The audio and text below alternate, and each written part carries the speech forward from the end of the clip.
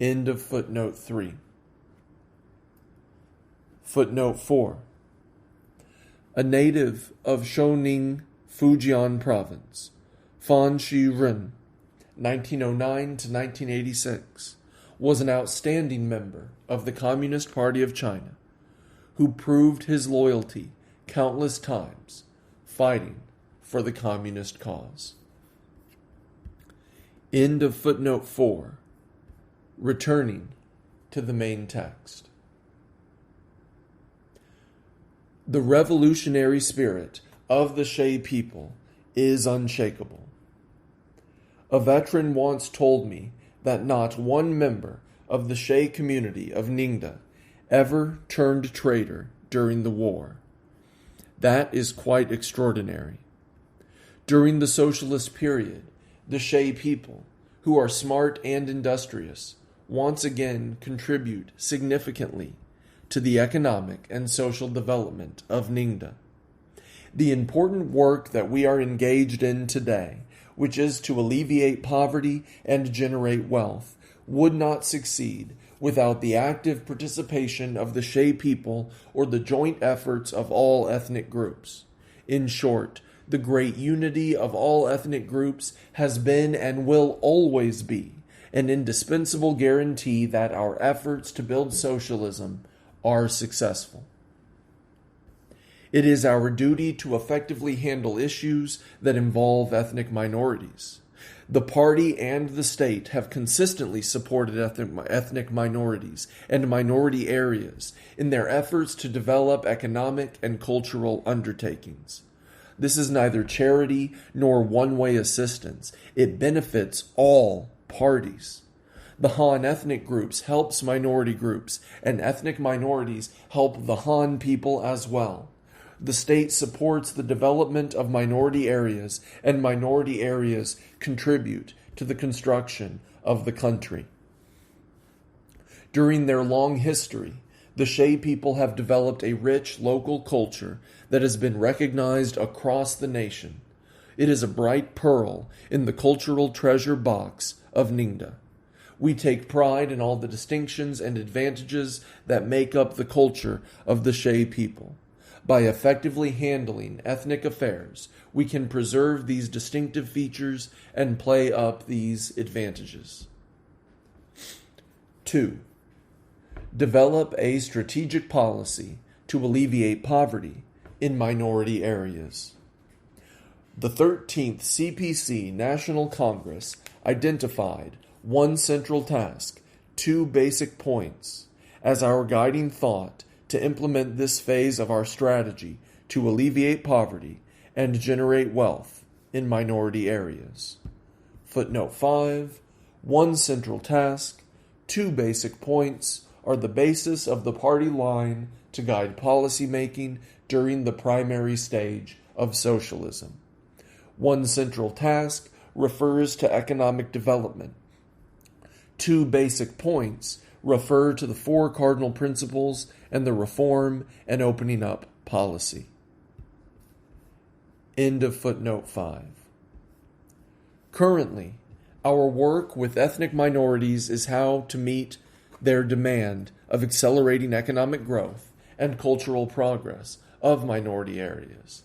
The acceleration and development of their region's economy will help ethnic minorities to narrow the gap in development between them and the Han people, or better catch up with the Han people. Only then will inequalities be truly eradicated and all ethnic groups enjoy shared prosperity. This is our touchstone when we handle ethnic affairs in a socialist country like ours. This has been the focus of our work with ethnic minorities, and it remains the core of their fundamental interests. The equality of all ethnic groups is the cornerstone of Marxist ethnic theories and the center of our ethnic policies.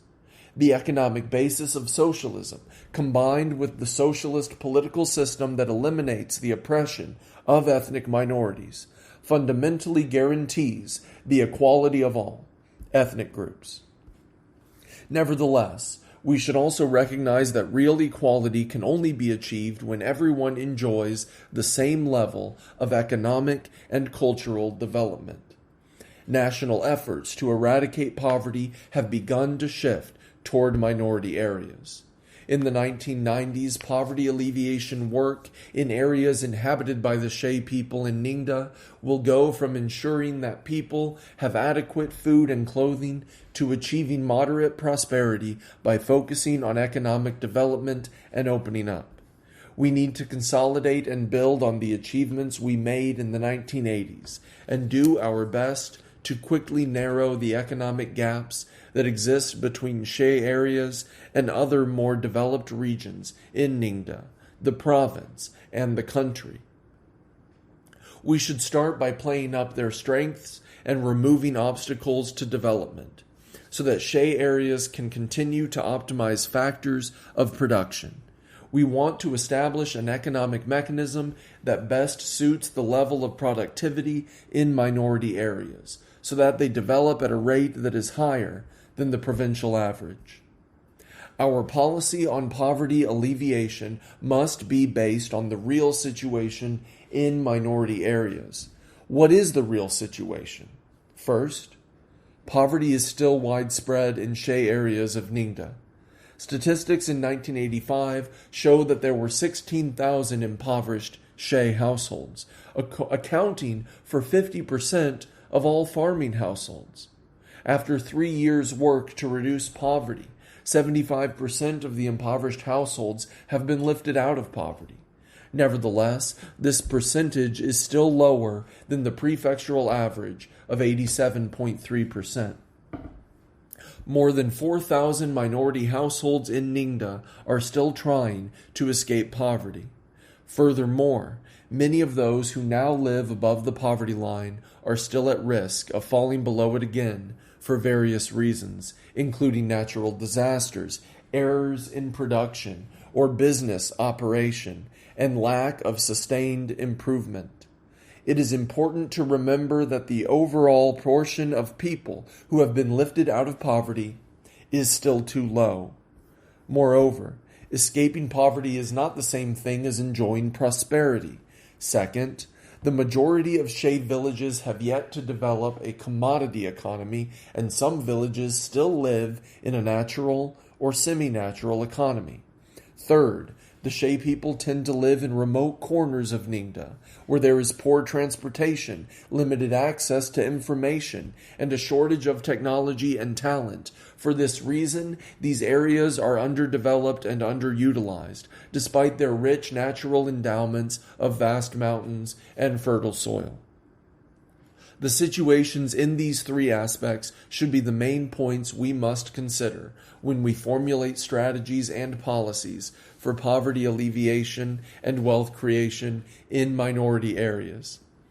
At present, we should pay special attention to the following issues.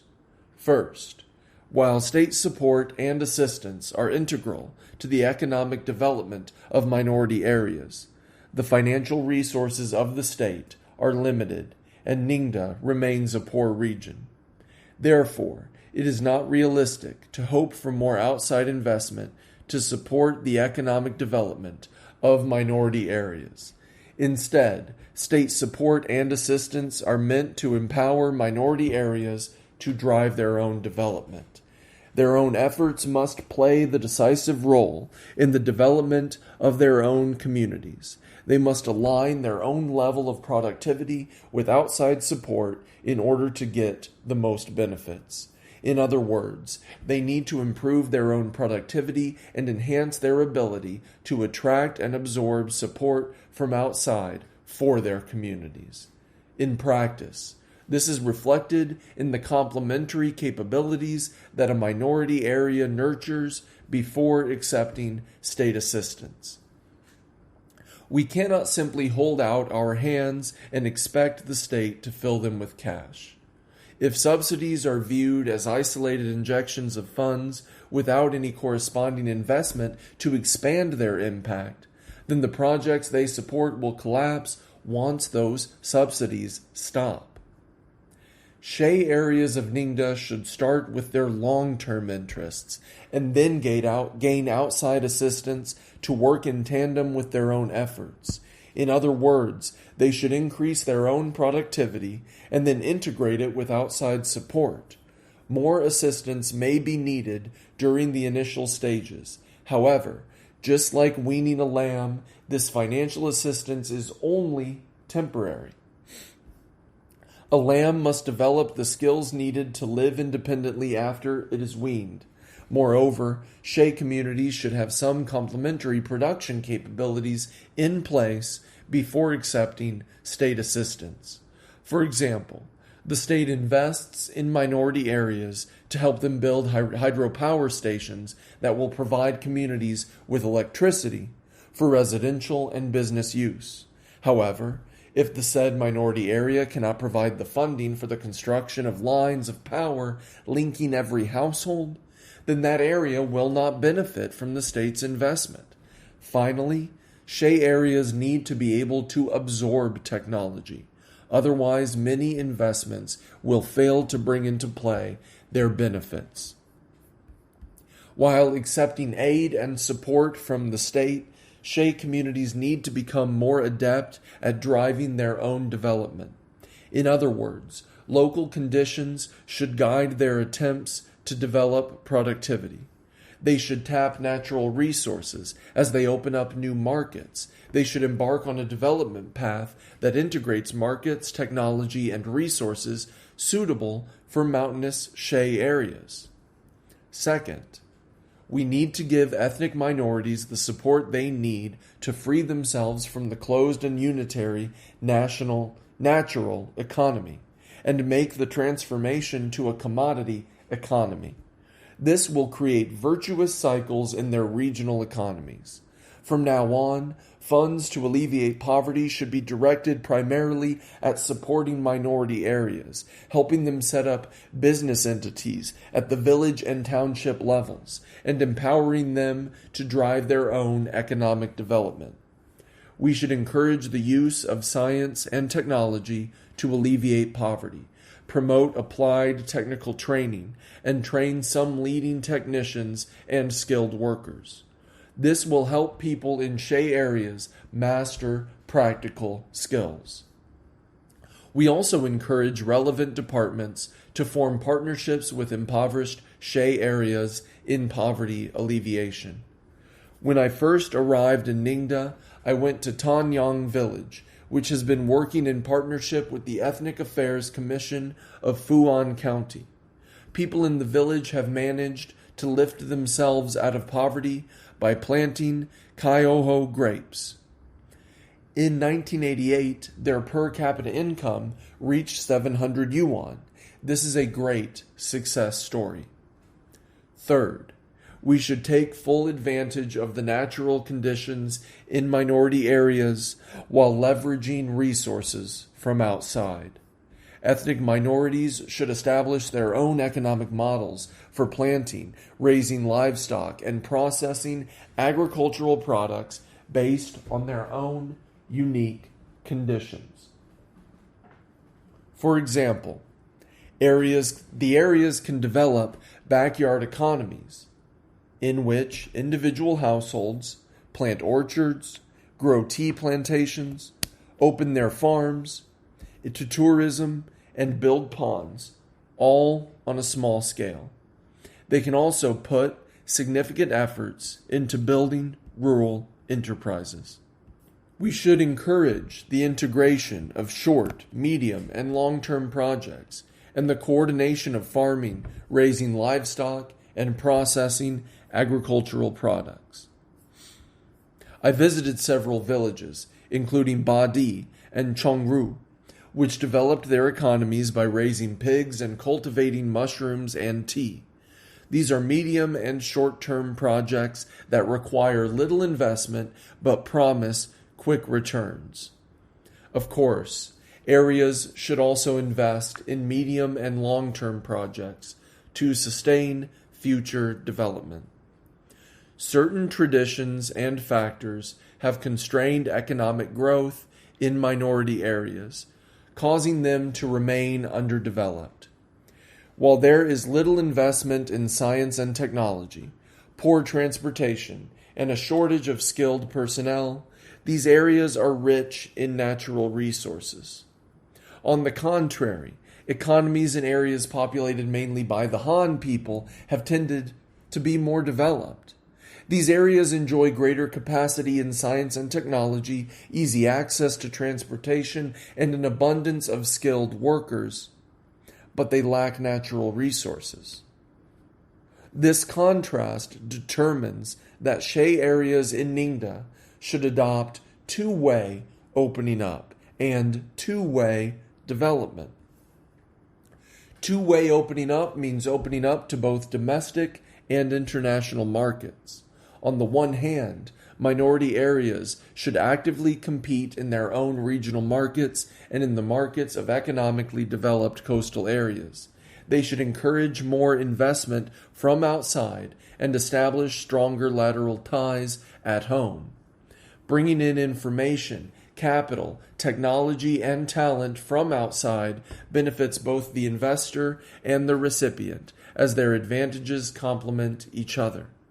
On the other hand, minority areas should also participate in competition and exchange on the international market, develop an export-oriented economy, and promote the comprehensive development of their regional economy. Two-way development refers to the coordinated development of markets and natural resources. Minority areas should develop natural resources found in the mountains, seas, and fields of the region, create processing and tertiary industries that take advantage of these natural resources, and promote the growth of the commodity economy in rural areas. Minority areas should also develop markets and expand commodity circulation channels. They should encourage the development of farming, animal husbandry, and corresponding processing industries that will meet the needs of the market.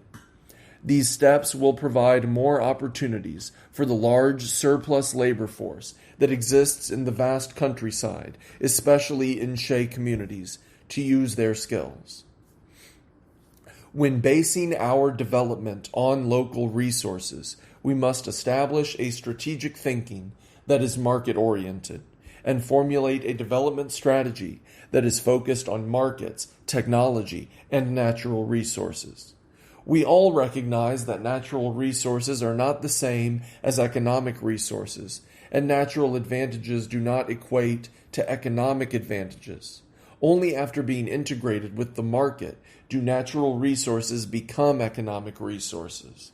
Their effective use and development must focus on the needs of society, and the goods thus produced must meet the needs of the market. Therefore, when using natural resources to develop commodity production, minority areas must first consider the needs of the market and the region's technical capacity before attempting to draw on their natural advantages.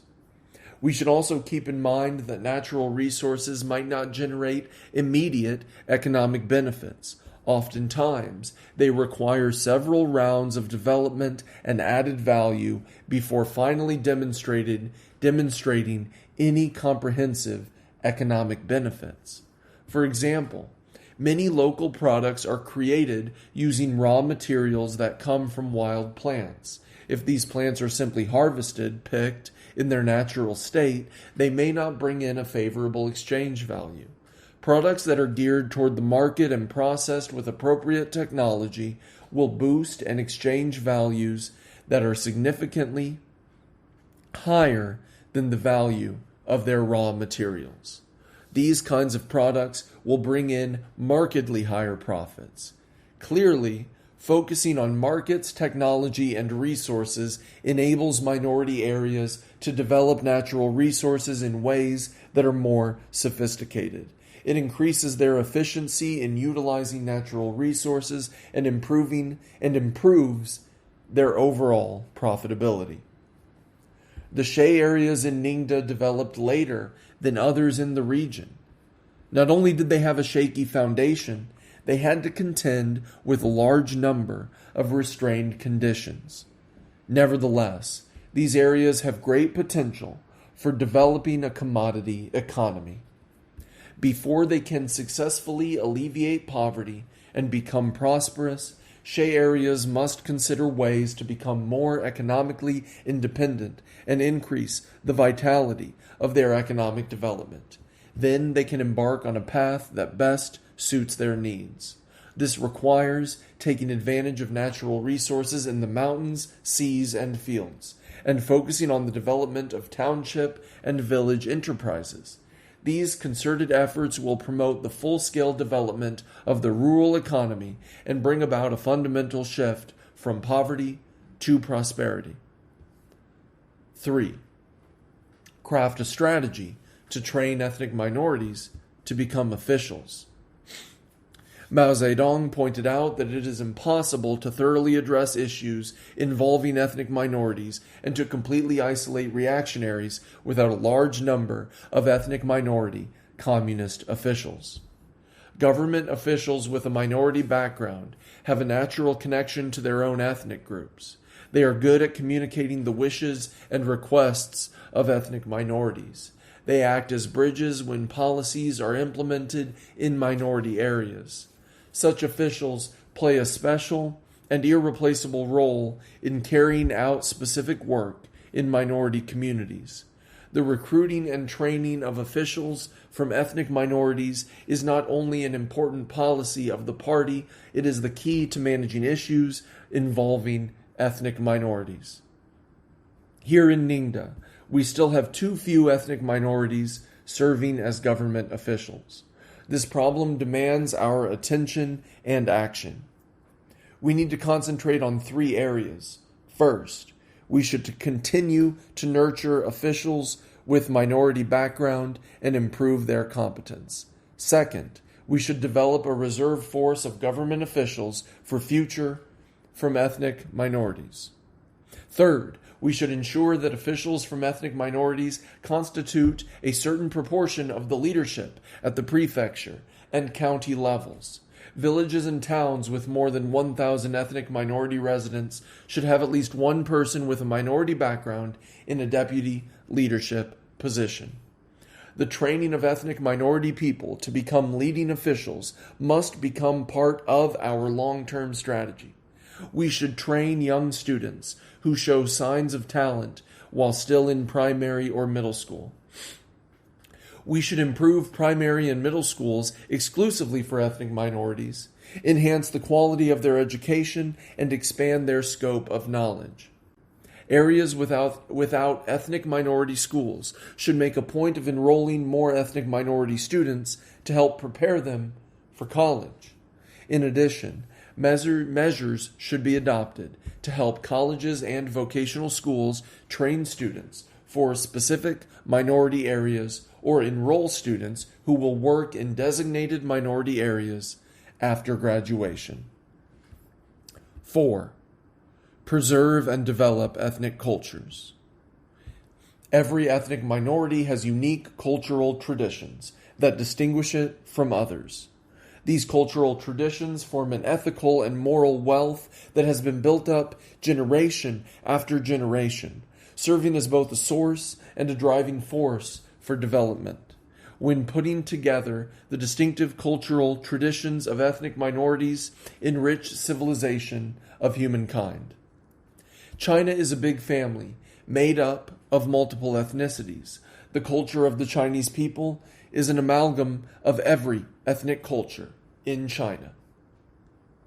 Over their long history, the Shay people have created a rich culture that they treasure. Indeed, their culture is a valuable jewel in the collective wealth of our nation. The Shay culture has played a positive role in the preservation and development of the Shay people. During the course of socialist modernization, we must also ensure that the Shay culture is carried forward. First, we should preserve their outstanding traditions. The Shay language, songs, costumes, and personal adornments constitute the most basic aspects of their culture and should be preserved. When I visited several Shay villages, I learned that some young girls didn't know how to style their hair in the traditional way. Some could not even speak the Shay language. It is especially important that young people are able to carry forward the cultural traditions of their group. Second, we must lose no time in studying, exploring, and documenting the cultural heritage of the Shay people. We should coordinate resources to conduct in-depth studies of their songs, folklore, proverbs, music, dance, and stories. Then, absorb the best parts and try to apply them to the present day. For example, I think the Shay people have a unique way of singing and dancing. They have such grace. When they sing at traditional gatherings, their songs can be refined to an even higher artistic level. We should build a museum devoted to the Shay people, set up a research institute to study their culture, and organize song and dance troupes to share their traditions. Taking these steps will enrich our nation's multi-ethnic culture. Third, we should try to broaden the cultural life of the Shay people and encourage them to participate in healthy, recreational, and sporting activities. We should establish and improve ethnic culture offices, cultural centers, village clubs, cultural activity rooms, and reading rooms. In short, we should explore various methods and channels at multiple levels to develop modern cultural enterprises for ethnic minorities. 5. Strengthen leadership in ethnic affairs. Ethnic affairs are complicated. This type of work covers a wide range of issues in which policies play an important role. Leaders at every level of the party and the government should take an interest in issues that concern ethnic minorities. They should respect the lawful rights and interests of ethnic minorities and show concern for them in terms of economy, culture, education, and public health. They should take concrete steps to help ethnic minorities solve urgent problems. Officials working at every level of ethnic affairs commissions and civil affairs departments should embody a strong spirit of service. They are the bridges that link the party and the government with ethnic minorities. They are the advisors and assistants to party committees and the government on issues involving ethnic minorities. As such, they should make it their solemn duty to improve work on minority issues. They should go deep into areas where Shay people live to understand their everyday life, report and resolve their problems, and integrate the reality with the party's principles and policies on ethnic issues. Real options for drafting and implementing an industrial policy. July 1989.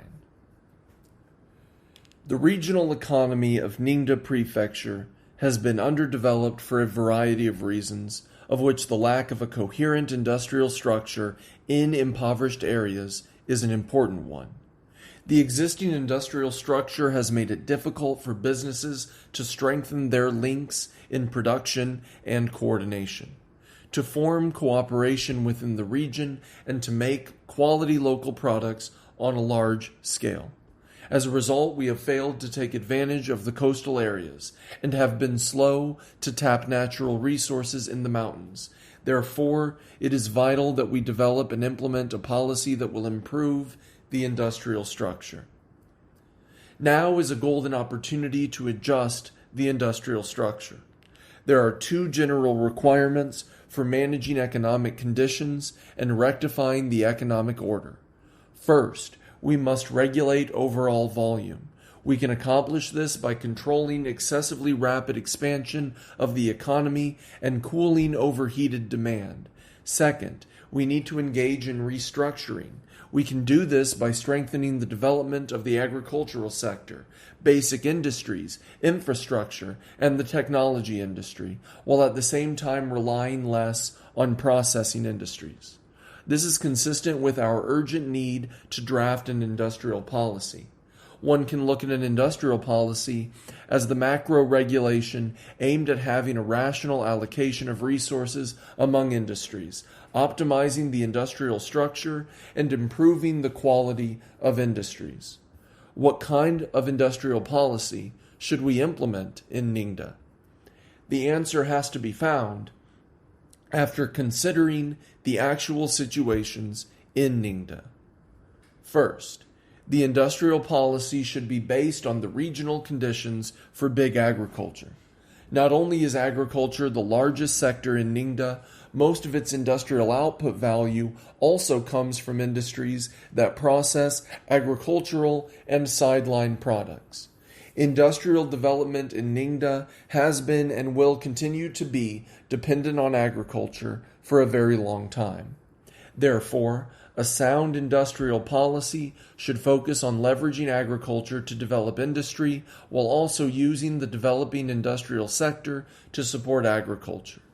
Second, the industrial policy should be based on the actual strengths and realities of our region. A rational industrial structure corresponds to specific times, places, and conditions. In order to optimize the industrial structure, the industrial policy must be formulated on the basis of the given conditions of the region in question. The current level of economic development in Ningda can be summarized as follows. Per capita income remains at the subsistence level. More than 70% of the region's large labor force works in agriculture. Out of more than 1,000 industrial enterprises at the township level or higher, only 10 reported output values that exceeded renminbi 10 million. Financial and material resources are limited, and capital is in short supply. Economic conditions such as these signal that the industrial structure needs to be more balanced. The primary objective should be to rationalize the industrial structure, not blindly pursue high standards.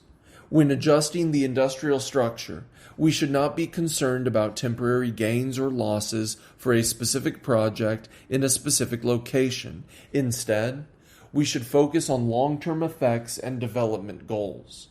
When drafting an industrial policy, it is important to concentrate on improving economic efficiency. This helps unearth existing potential and possible advantages, and emphasizes the development of the agricultural sector, basic industries, and infrastructure.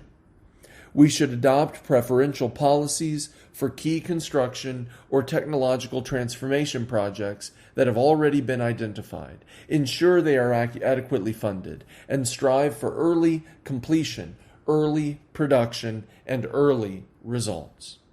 Third, the industrial policy should cater to local conditions and make the most of regional advantages.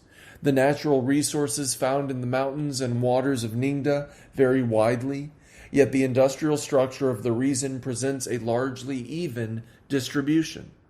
In other words, different areas of the region have similar industrial structures despite their very different resources. This has made cooperation among businesses in the region difficult and has allowed opportunities to play up natural advantages go to waste. When drafting an industrial policy for the region, we should focus on the advantages that different areas have to offer. After all, clouds follow the dragon, and winds follow the tiger. Footnote 1, source of English translation, the I Ching, the Book of Changes, translator James Legge, New York, Dover Publications Incorporated, 1963, page 411. End of footnote 1. We need to determine the priority for industrial structure adjustments in different areas. Look for good starting points, and then ensure that the industrial structures of different areas parallel the distribution of resources. Fourth, the industrial policy should be based on self-reliance, and the development of industry should conform to its self-balancing capacity. In light of the realities of the nation and the province, it is unrealistic for us to look outside Ningda for the strength and financial resources to adjust our industrial structure and develop our industry. We need to be the ones to put our house in order. We need to adapt our industrial development to our capacity for self-balancing. Self-balancing is a broad concept that includes the balanced integration of capital, technology, talent, and resources. In the process of self-balancing, we should deal with urgent matters and low-hanging fruits first, apply experience gained from individual projects to a broader context, and make steady incremental progress. We should prioritize future industries and products and then sort industries and products into groups. Those that should be supported and encouraged, and those that should be restricted or prohibited. We should extend different treatment to different industries. While preferential treatment should be given to bottleneck industries that restrict our region's industrial development, limitations should be strictly applied to the glut of general processing industries.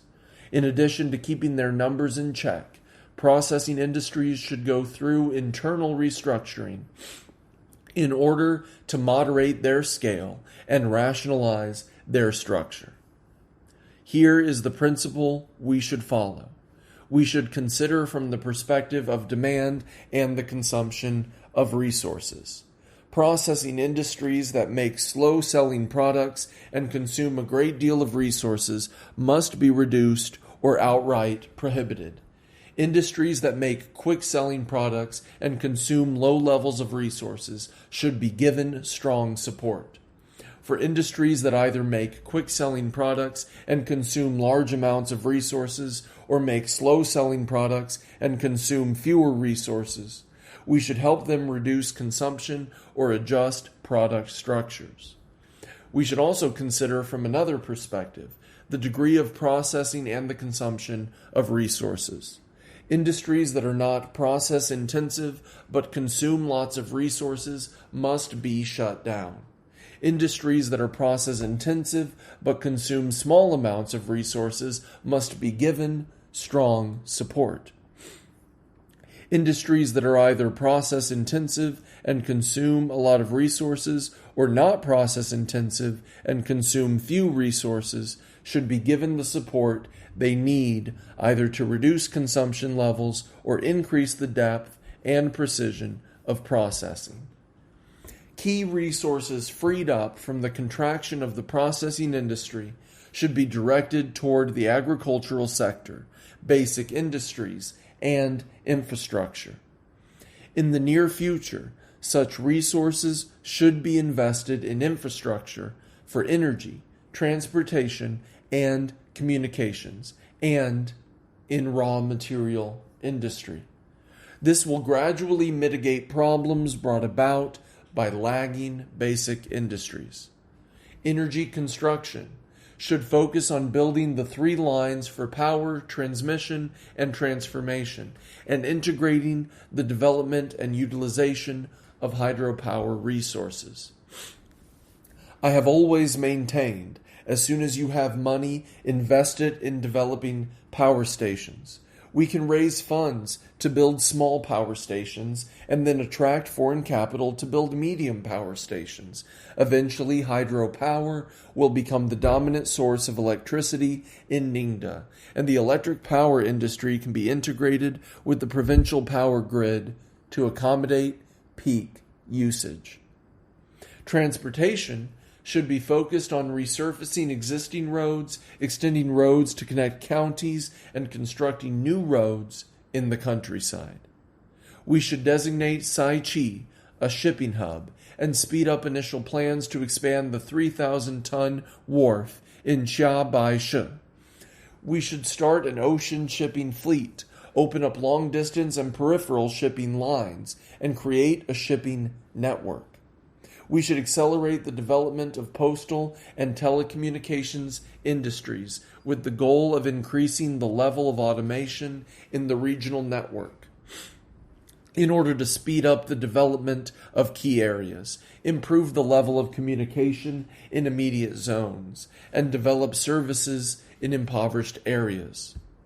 Fifth, the industrial policy should rationally select leading industries based on their regional advantages. Not only do the natural resources found in coastal and mountainous counties differ, they also have different labor forces, transportation networks, energy sources, raw materials, technological conditions, and economic bases. Therefore, when choosing a leading pillar industry, we should try to make the most of their advantages and play down their weaknesses. It makes sense for counties and cities on the coast to utilize two kinds of resources and two kinds of markets, while counties located in the mountains follow the resource transformation model.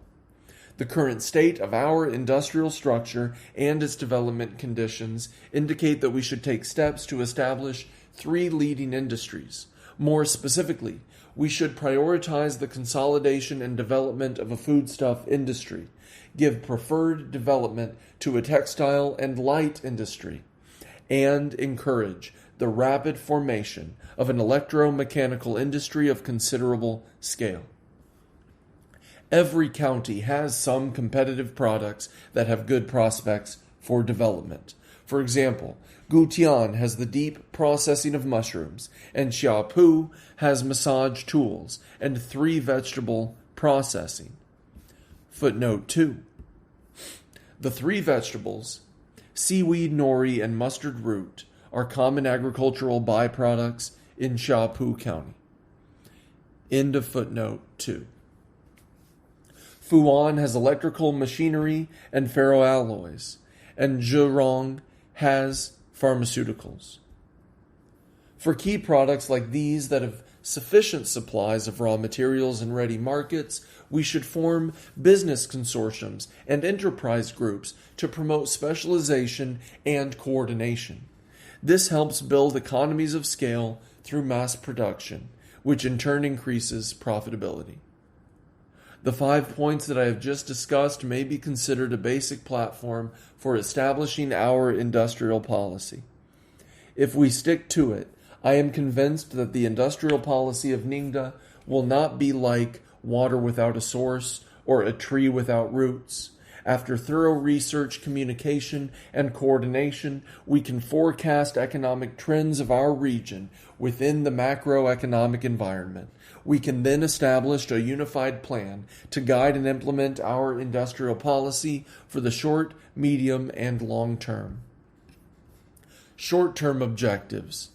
Small and medium-sized processing enterprises that contribute little to government revenue, employ not many people, and have no better market for their products must limit or cease production. They can be absorbed through mergers, leasing, auctions, reorganization, etc. In light of a long-term strategy, we should identify pillar industries and key products in Ningda, concentrate limited economic resources, and invest in these priority sectors so as to provide support to them in times of difficulty when the markets are sluggish and lay the foundation for future development. Medium-term objectives.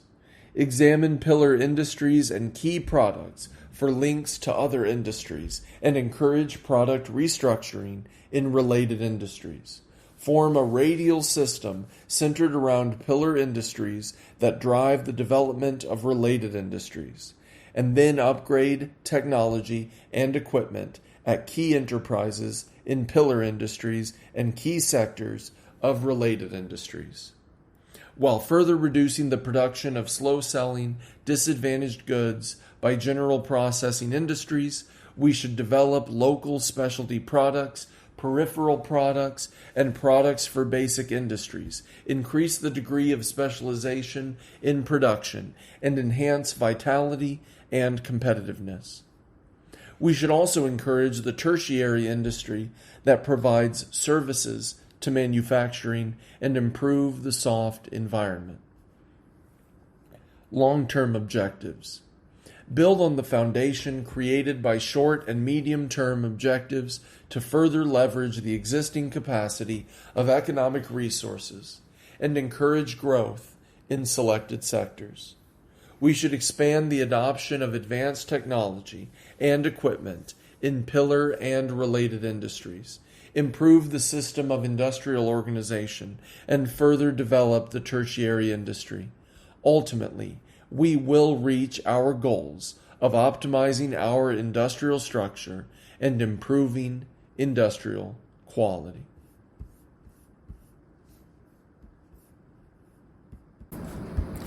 Breaking through difficulties. Thoughts on developing township enterprises in poor areas. October 1989. With the rapid rise of township enterprises as reform and opening up surge ahead, such enterprises have become a new force in the development of rural commodity economy. They play an increasingly important role in political, economic, and social life in impoverished areas. The opening up and development practice in Ningda in recent years is eloquent proof of this. We should clearly understand, though, that with the gradual deepening of rectification, township enterprises are facing a critical period of survival and development. Why do I say critical? First, after several years of rapid development, township enterprises are now entering a stage of consolidation, improvement, and optimization. Over the next 2 years, the number of such enterprises won't increase much, as we must focus on improving their quality. Second, in the current weak market and monetary tightening, coupled with a shortage of raw materials and energy, township enterprises are being forced to find new ways to prosper through adjusting their product structure. Third, the weaknesses of township enterprises were exposed during their first phase of development. They need to improve themselves and enhance their competitiveness to facilitate their own future development. We say that township enterprises have reached a critical stage of success or failure because we want people to view their development from a macro perspective. Under the two-tiered system of unified management, combined with independent household operations, township enterprises today are jointly operated by a township, a town, a village, or a group of farming households. In other words, township enterprises are collectively owned, established by farmers, and have the characteristics of rural social organizations. They are socialist in nature and are positive and progressive entities. Some people see township enterprises as a product of market regulation only. This is a misunderstanding. Township enterprises embody the principles of socialism. They not only essentially promote public ownership of means of production, they also fundamentally implement the principle of to each according to his work. Due to the socialist nature of township enterprises, they must be directly or indirectly subject to the socialist macroeconomic operating mechanism of planned proportional development. Of course, township enterprises are people-owned enterprises run collectively by farmers and are different than state-owned enterprises. Their production, supply, and sales are not directly included in state planning. They participate in the market. Thus, the most notable feature of township enterprise operations is that it is subject to both macro planning and market regulation. If we grasp this point, the direction for the development of township enterprises becomes clear. Interaction and coordination between the law of planned proportional development and the law of value, and common guidance by the two laws. Specifically, township enterprise development strategy, overall resource allocation, overall social supply and demand, and interest rates, tax rates, and exchange rates are subject to the regulation of the planned economy. The production and operation of the enterprises can follow economic interests and the law of value, and they can freely and directly participate in market exchange and competition. Of course, the planned regulation of township enterprises is different from the planned administration of state-owned enterprises. First, the state does not directly intervene in the economic operations of township enterprises and cannot issue mandatory plans.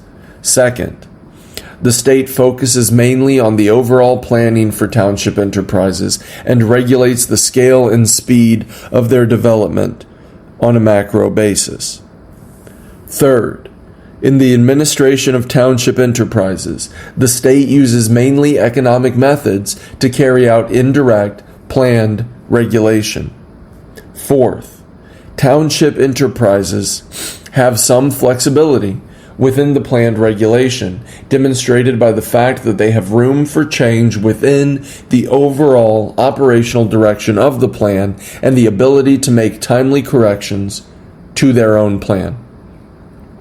In short, the development of township enterprises must be in line with the macroeconomic development plans and be consistent with the overall pace of economic development. In this context, township enterprises in poor areas must also fully understand their own weaknesses and work hard to adapt and improve these as they grow. Based on the above analysis, township enterprises must know where to ground themselves in the development process. First, they must be grounded in their locality. Only a native enterprise will have the strong local flavor of Ningda. The township enterprises of Ningda began with farming, animal husbandry, and processing. Actual practice over the last few years has proven that this initial direction is on target, and the development process is healthy. Our township enterprises have good mountain and sea-based resources to draw from, and those who take advantage of these resources will find a broader path to growth. We have already seen benefit in this regard. Some township enterprises engage in the process and development of mountain and sea-based resources, including tea, fruit, bamboo, and marine products.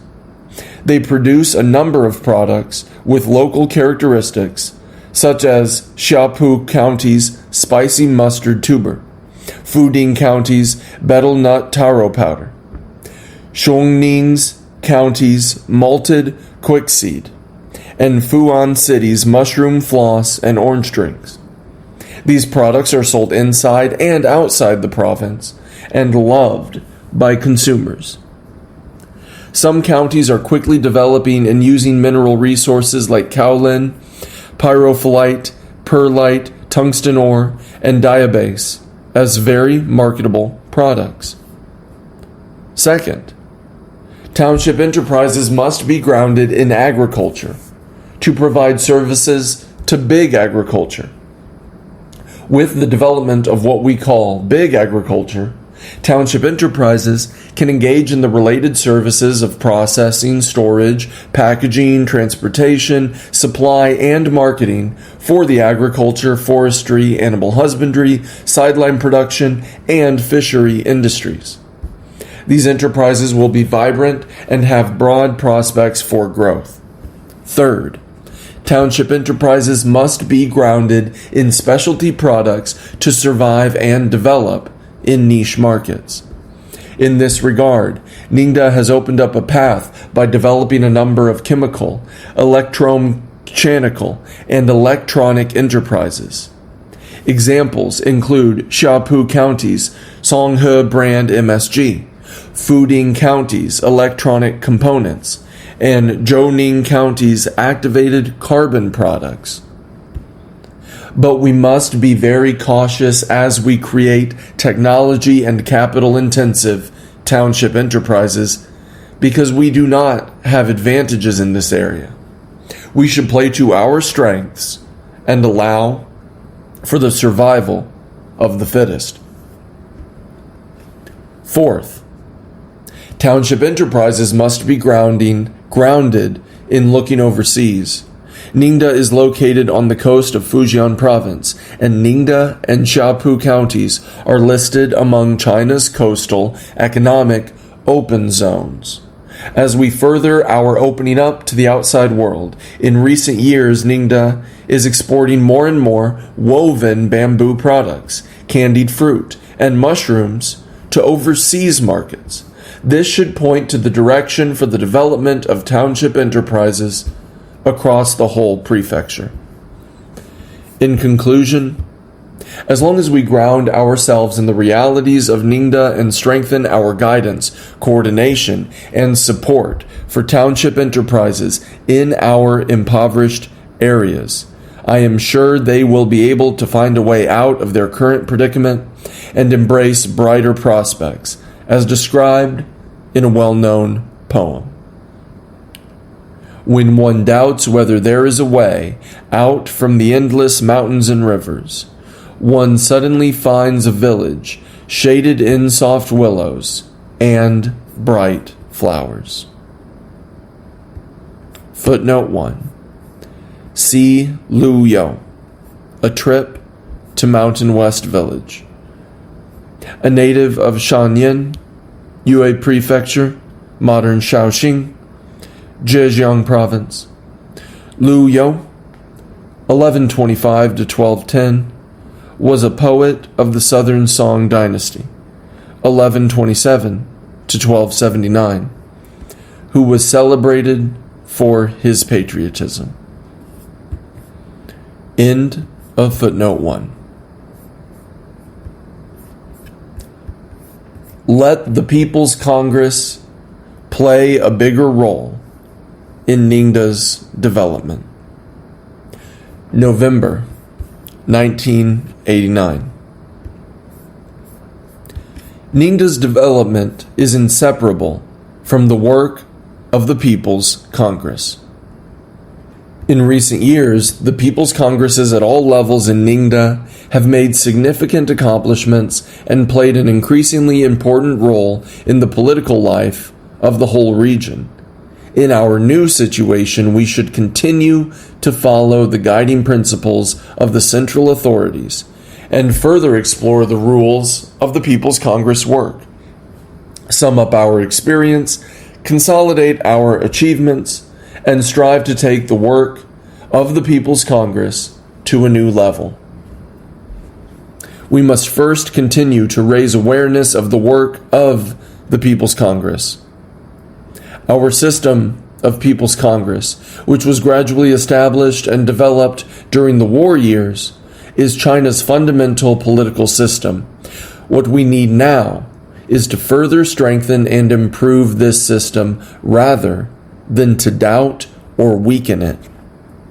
As Deng Xiaoping clearly pointed out, in the reform of the political structure, one thing is certain: we must adhere to the system of the People's Congresses instead of practicing the separation of the judicial, executive, and legislative powers on the American pattern. Footnote 1. Source of English translation: Deng Xiaoping, addressed to officers at the rank of general and above in command of the troops enforcing martial law in Beijing. In Selected Works of Deng Xiaoping, Volume 3. Translator, the Bureau for the Compilation and Translation of Works of Marx, Engels, Lenin, and Stalin, under the Central Committee of the Communist Party of China. Beijing, Foreign Languages Press, 1994, page 299. End of footnote 1. Previously, there was a tendency toward the wholesale westernization and the dilution of the role of the People's Congress. This should be severely criticized. To adhere to the People's Congress system is to uphold the 4 cardinal principles in our political system. Footnote 2. The 4 cardinal principles are to adhere to the socialist path, adhere to the people's democratic dictatorship, adhere to the leadership of the Communist Party of China, and adhere to Marxism-Leninism and Mao Zedong thought. These principles are the foundation of the state and the political cornerstone for the survival and development of the party and the nation. End of footnote 2. Our officials at all levels and party members must have a correct understanding of our state institutions, state system, and political system. That includes building socialist democratic politics, keeping close ties between the party and the people, strengthening and improving the party's leadership of the organs of state power, and safeguarding, respecting, and supporting the work of the People's Congress, allowing it to play an important role. We must strengthen public awareness of the nature, status, mandate, and role of the People's Congress. Some people's use of doggerel phrases like big sign, empty structure, old men, and 3 levels of organs acting like a rubber stamp only demonstrates their one-sided and ambiguous understanding of the People's Congress. It remains our long-term task to publicize the accomplishments of the People's Congress, summarize its experiences, and improve the public's awareness about it. Second, we must do a good job in handling the relationships between Party Committee, People's Congress, and government.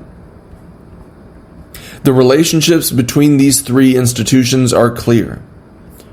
Party Committee should place the work of the People's Congress on important agendas, take on its own leadership responsibility effectively, and constantly improve its leadership of the People's Congress. Within the framework of the Constitution and laws, it should be adept at carrying out the party's intentions through the effective work of the party leading group of the People's Congress and the exemplary role of the party members who serve as deputies to the People's Congress, to realize the party's political ideas by relying on and mobilizing the people. Party committees at all levels should actively support the People's Congress in exercising its powers according to law, and should build the prestige of the People's Congress and help to solve real problems. Major decisions to be made by the People's Congress should be submitted to it in a timely manner, using statutory procedures to turn the decisions into the state's will. Once resolutions or statutes are formulated, government departments must conscientiously implement them, and party organizations and party members must take the lead in the implementation. We must optimize the selection of standing committee members of local people's congresses and look for both ability and integrity in selecting People's Congress officials. We must pay attention to the age and knowledge structure of members who form a leadership group. At the same time, we must do what we can to create the necessary conditions for the work of the People's Congress, focusing in particular on the treatment of People's Congress officials in politics, work, and life. The appointment and removal of officials is an important issue in the relationship between Party Committee and People's Congress. As long as the 2 entities share common principles, consult with each other, and keep each other informed, they are capable of reaching consensus. In short, personnel appointments and removals should reflect both the principle of the party in administering officials and the supervisory role of the People's Congress and its deputies. The relationships between the People's Congress and government, the People's Court, and the People's Procuratoriate are also very clear. Supervision is the sacred duty entrusted by the Constitution to the People's Congress, which must confidently exercise its supervisory powers to ensure that the Constitution, laws, and regulations in its respective jurisdictions are observed and implemented. Government, the People's Court, and the People's Procuratoriate should consciously accept supervision by the People's Congress, seriously implement the Congress's resolutions and decisions. They should also value and act upon proposals, comments, and suggestions put forward by deputies to the People's Congress. The supervision of the People's Congress is to better support and promote the work of the government, and it should be positive supervision. The People's Congress should address major and crucial matters rather than taking on any matter regardless of its importance or exceeding the scope of its work.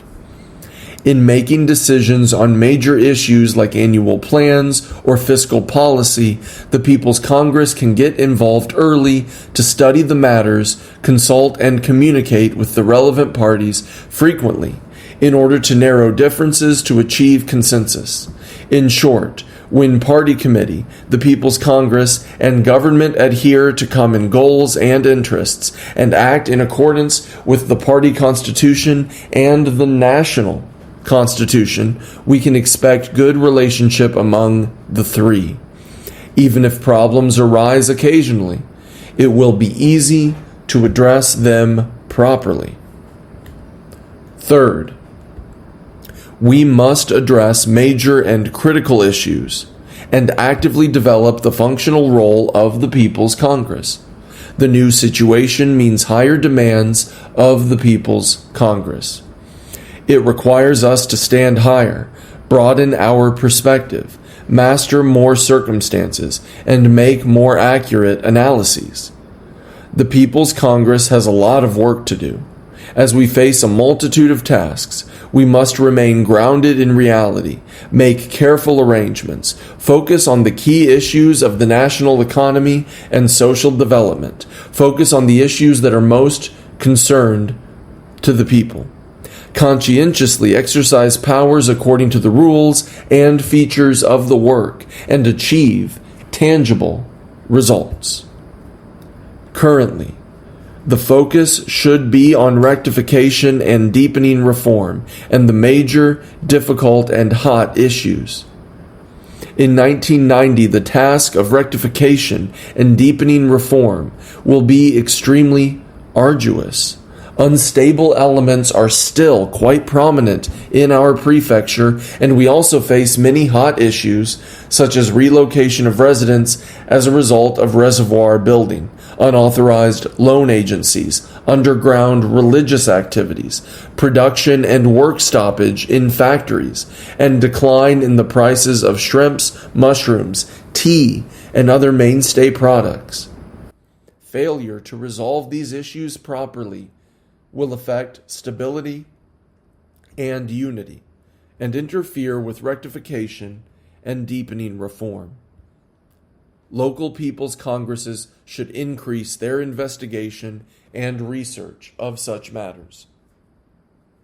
After having a clear understanding of the issues and getting a handle on the situation, they should focus on a few high-profile problems that have impact on the overall work, come up with decisions about them in accordance with legal procedures, and carefully monitor the government's implementation. In this way, we can effectively promote the prefecture's move from poverty to prosperity, revive the economy so that it will continue to make coordinated and healthy progress forward. The investigative work of the People's Congress has its notable features. 1. It focuses on major economic and social development issues. 2. It involves a large number of matters that are of great concern to the people. 3. There are many issues with respect to the perfection of laws and regulations. And 4. It requires a large amount of investigation and research on democratic politics, such as elections and grassroots governance. The study and resolution of these problems will help to promote all of our work, and there is a reason to hope that the People's Congress will conduct better and more solid research. Fourth, we must build up the capacity of the People's Congress to improve itself. In recent years, the People's Congresses at all levels have constantly learned from their experiences and overcome difficulties in exploring the way forward. But it still takes a great effort for the People's Congress to adapt to a developing situation and improve itself. Improving itself means building up its philosophy, systems, organization, institutions, work committees, among other things. By improving itself and constantly improving its ability to discuss and examine matters, the People's Congress will further its role as local power organs. There is another meaningful task in strengthening the self-improvement of the People's Congress. That is, to improve the educational level and proficiency of the people's deputies, who are the bond and bridge linking the party and the state with the people. Letting the deputies play their role to the full is key to the better work of the People's Congress. Our prefecture has a high proportion of deputies who are farmers with less education, hailing from scattered villages. It is difficult for them to participate in relevant events and activities. We must help them better fulfill their duties, improve their awareness as deputies, and increase their capacity for participation in the deliberation and administration of state affairs. We want the deputies to be active not just during sessions of the People's Congress, but also to participate in events and activities before and after sessions. We must have more demand on the work of the people's deputies and maintain close contact with them, organizing inspections and investigations on a regular basis to ensure that they are fully in touch with the people, listening to public opinions, and resolving problems. Actively and steadily reform the Communist Youth League. October 1989. We have recognized the urgency and necessity of reforming the Communist Youth League. The work of the League is not well suited to addressing the emerging situations and new problems brought about by the reform and opening up process. The only remedy is to persist in and further the reform. But what kind of reform must we pursue? First of all, we must be clear that the nature of the League has not changed. It is still the party's assistant and reserve pool, which is the most basic prerequisite for its reform. Young people are energetic and ardent about reform. At the mention of reform, words and phrases such as colorful, dazzling, and like a wildfire would come to their mind. They expect overnight success and want to achieve their objectives in one step. But there are no precedents for our reform, and as economic reform continues, it easily leads to complicated contradictions and problems. The slightest mistake will affect the entire reform effort and even result in losses. So the reform of the Communist Youth League should be neither all talk and no action, nor a frenzied storm of activity. Our reform can only be pushed forward actively and steadily. That is, we should have great courage, a steady pace, a resolute attitude, and caution in implementation.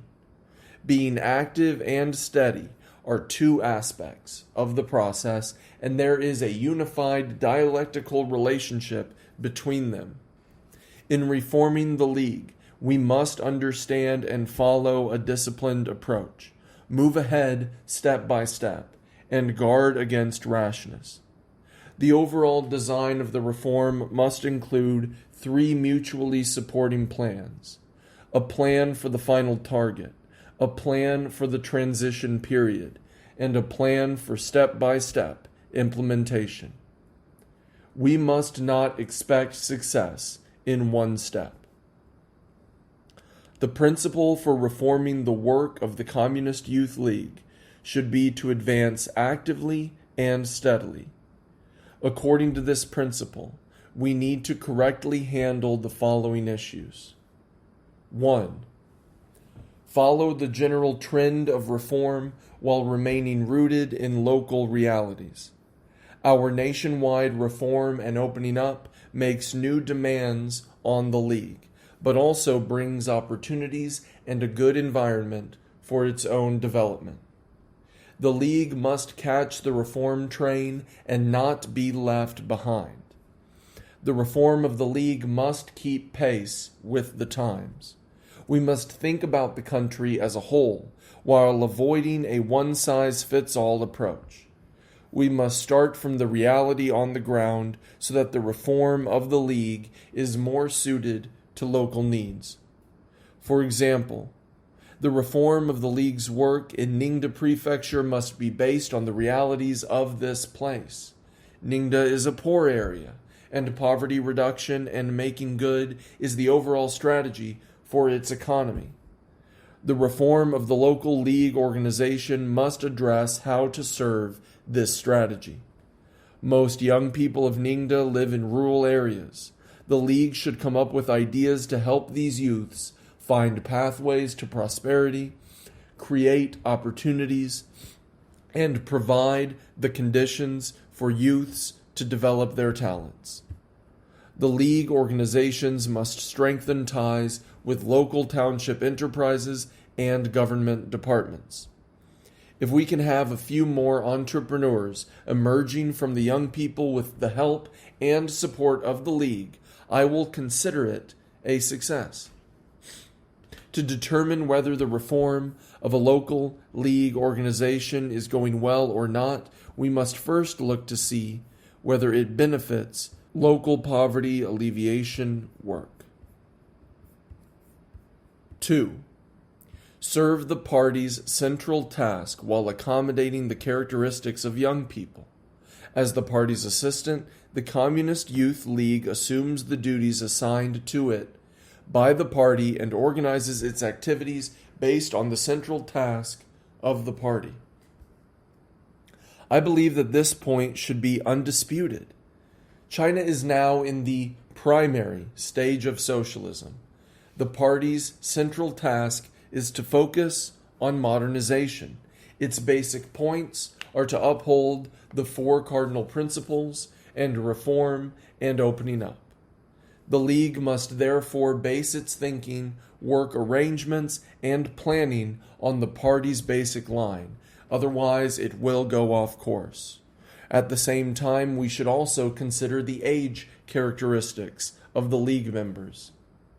The physiology, psychology, interests, demands, and other characteristics of youth are unlike those of either children or middle-aged people. In his article, the Youth League in its work must take the characteristics of youth into consideration. Mao Zedong pointed out, after all, youth is youth, or why else bother to have a youth league? Young people are different from adults, and so are young women from young men. Disregard these characteristics, and you will alienate yourselves from the masses. Footnote 1. Source of English translation: Mao Zedong. The Youth League in its work must take the characteristics of youth into consideration. In Selected Works of Mao Zedong, Volume 5, Beijing, Foreign Languages Press, 1977, page 98. End of footnote 1. The League must have its own abundant variety of activities and lively, active way of working, making it thoughtful, informative, and interesting. The League must be youth-oriented, focusing on the majority of young people. Only when the League unites and organizes the entire young generation will they fulfill the party's mandate to educate youths in communist ideology and cultivate them to become new communists with lofty ideals, moral integrity, better education, and a good sense of discipline. 3. Safeguard the interests of all the people, but also represent and defend the specific interests of youths. The Communist Youth League must first prioritize the interests of the party, the nation, and the people.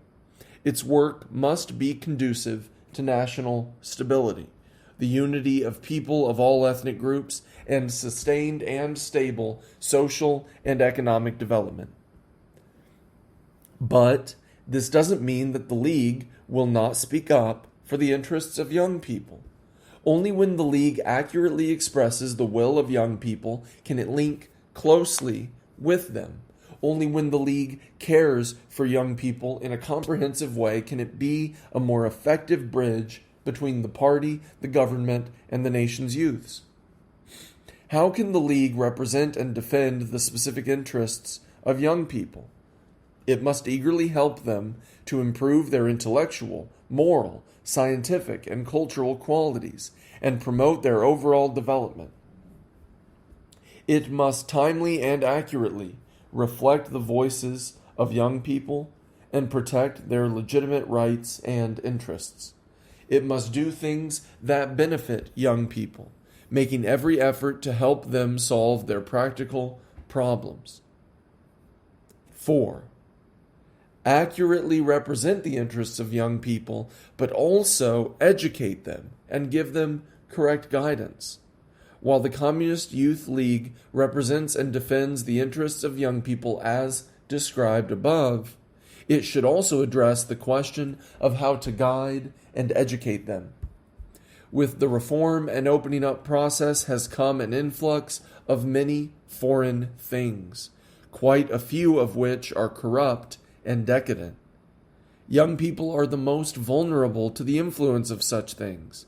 When we talked about preventing the peaceful evolution schemes of imperialist countries, it was by no means crying wolf. The wolf, indeed, has come to the door. We cannot give an inch on our socialist position. The League must not give up even an inch of territory. Instead, the League must guide the development of young people. We should ensure that young people study Marxism, Leninism, and Mao Zedong thought, oppose bourgeois liberalization and decadent feudal ideas. The League can guide youths in studying Marxist philosophy. Young people like to explore. A better command of materialist dialectics will be very helpful to young people in exploring the truth and realizing their talents.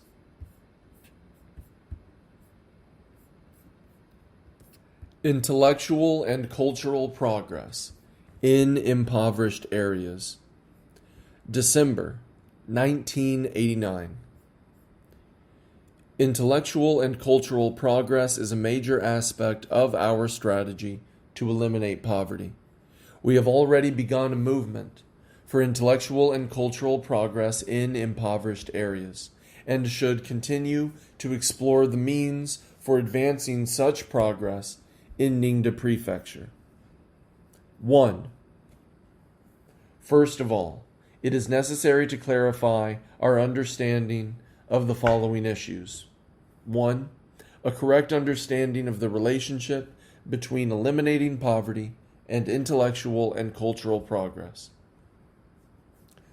The history of social development tells us that there are two types of needs in human life: material needs and cultural needs.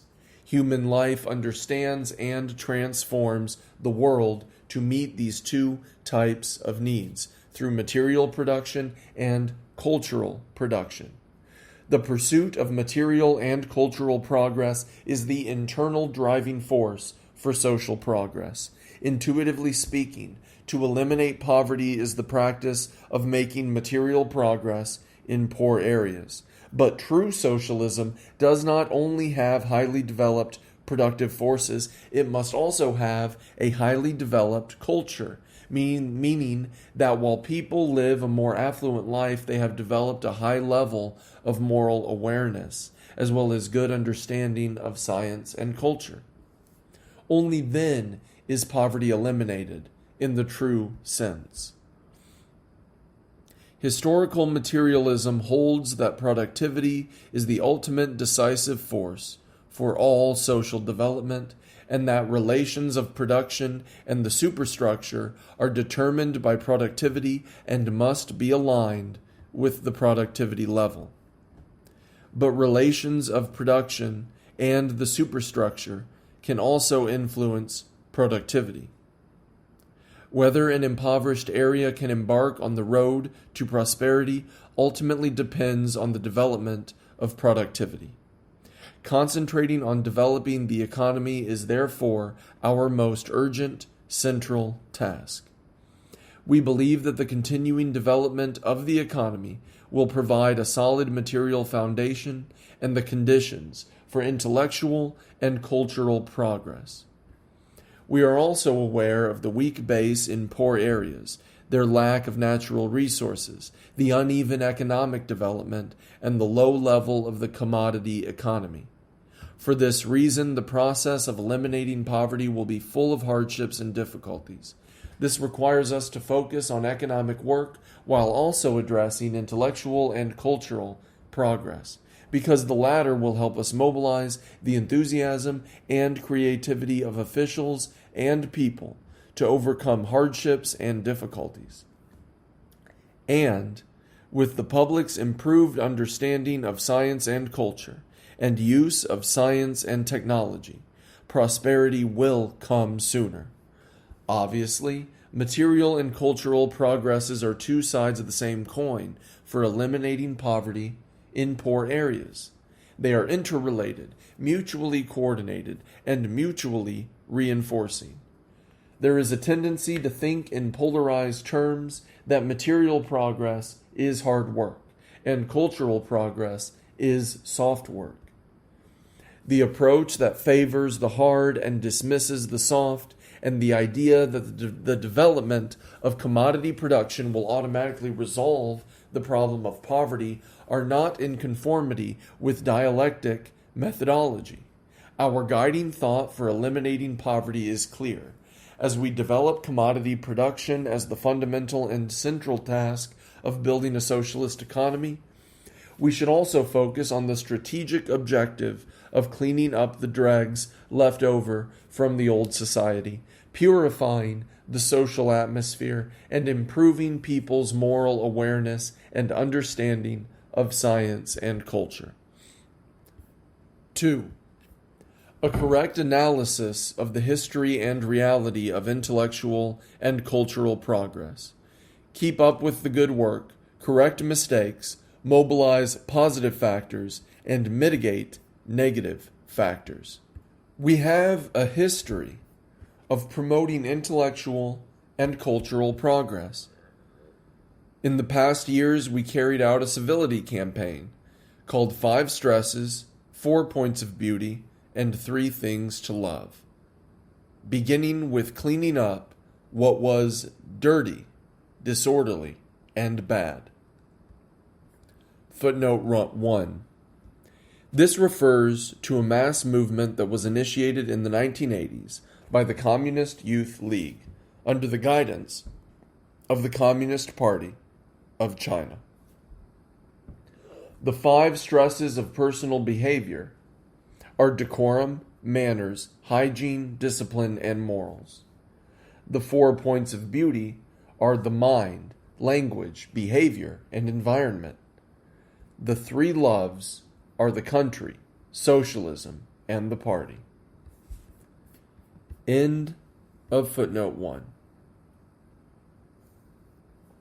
We engaged in activities for a beautiful environment, good order, and quality service to create culturally advanced towns and villages, as well as a series of educational events about the tradition of the old revolutionary base areas, including the Love Ningda, Build Ningda campaign, focusing on the two virtues. Footnote 2. This refers to professional and social virtues. End of footnote 2. In particular, since 1988, we have made remarkable success and achieved visible results. For example, we have come up with a general plan for cultural progress and focused on the work of grassroots institutions. We have set up a goal and accountability system for intellectual and cultural progress. We have built cultural progress into the Learn from Lei Feng campaign for members of the military, police, and the general public. We have also carried out campaigns against pornography. Footnote 3. This refers to sweeping away cultural rubbish that polluted the social and cultural environment, including obscene pornography and feudal superstitions that endangered the people's mental and physical well-being, and combating social vices such as prostitution, gambling, and narcotics. End of footnote 3. And the 6 evils. Footnote 4. The 6 evils are prostitution, pornography, trafficking in women and children, narcotics, gambling, and fraudulent activity related to superstitious practices. End of footnote 4. We should clearly understand, though, that the overall social atmosphere has improved, but not substantially. Socialist education is more widespread and in-depth, but some problems left over from the old society are making a comeback. Moral and political awareness in the countryside is still quite weak, and the concept of collectivism is fading. There are a considerable number of people who are illiterate or ignorant of science and the law. Superstition also hinders the spread of science and knowledge. These make it clear that we still face a serious reality not to be taken lightly. Based on a full awareness of our achievements and problems, a dialectical analysis is necessary for our future socialist, intellectual, and cultural progress, to determine which positive factors can be mobilized and which negative factors should be mitigated. A healthy atmosphere of intellectual and cultural progress is permeating the whole country, due to the serious attention paid by party organizations at all levels and the extensive participation of the people. The campaign for intellectual and cultural progress has been launched and extended from the initial phase to the full implementation phase. We have accumulated some experience, and a large number of individuals and organizations have emerged as good examples, which have inspired awareness of cultural progress among officials and people. More than a decade of reform and opening up has significantly increased our economic strength and improved the people's standard of living, providing the necessary material condition for intellectual and cultural progress. Moreover, Ningda is an old, revolutionary base area with a glorious, revolutionary tradition. Undoubtedly, these are all favorable conditions and positive factors for cultural progress in Ningda. Of course, we should also note that Ningda has poor geographical conditions and transport facilities. The education level is low in rural areas. A relatively large proportion of people are illiterate or quasi-illiterate, or have never gone beyond elementary school. Superstition, clan forces, and other undesirable feudal practices still have a considerable foundation. Most importantly, a commodity economy has not yet formed, and such an economic base hampers the development of the superstructure. These are the problems we face as we move forward, which are adverse conditions and negative factors hindering cultural progress. 3. Correctly handling the relationship between breaking down and building up in promoting intellectual and cultural progress. Building up and breaking down are two aspects of the same process of intellectual and cultural progress. Building up means raising people's moral and political awareness, which requires positive education and promotion. Marxism holds that a scientific socialist awareness cannot spontaneously arise in workers' movements. Such awareness can only be instilled from outside. Taking on a Marxist stance, guided by Marxist viewpoints, we will use Marxist methods to reach out to the people, arm the people, and educate the people. An ideology of patriotism, socialism, and collectivism can be rooted in the hearts of the people through continual, painstaking work that raises moral and political awareness. This is building up. It is fair to say that building up is our party's political advantage. Of course, building up alone is not enough. If we do not go after feudalism and capitalist decadence, they will not fall down by themselves. This is where breaking down comes in, using criticism to expose the false, the evil, and the ugly, so that they do not win the hearts of the people and will lose their market. This allows people to consciously resist the invasion of these things in their own thinking. Meanwhile, we must use effective methods like the legal system and administrative measures to persist in the fight against feudalism and capitalist decadence, and to carry out an in-depth and lasting struggle against pornography and vice.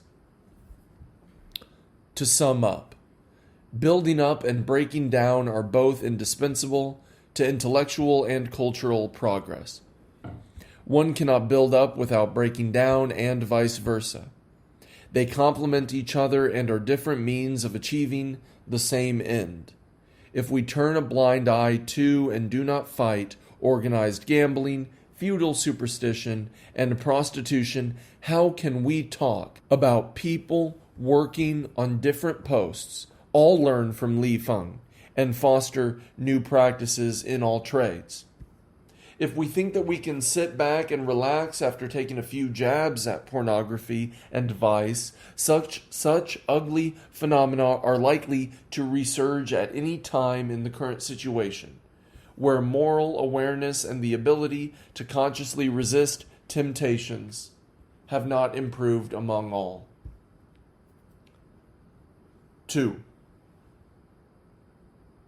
If we want to promote intellectual and cultural progress with the characteristics of Ningda, we must be grounded in the realities of this region while infusing the entire process of eliminating poverty with education on moral awareness and progress in science and culture.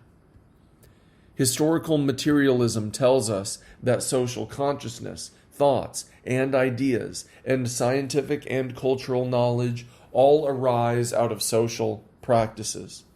Eliminating poverty, therefore, is not only a process that transforms our objective world through material progress, but also one that transforms our subjective world through intellectual and cultural progress. Developing a socialist commodity economy is the fundamental way out of poverty for Ningda.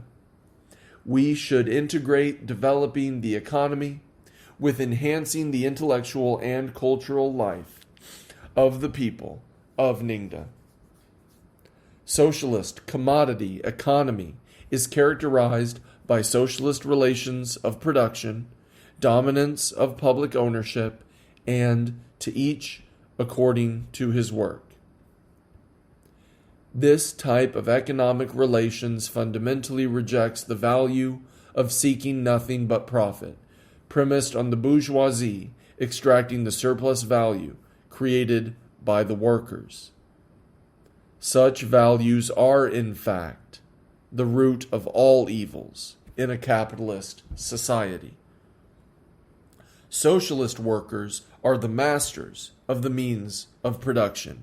This status determines the equality and mutual assistance between fellow workers.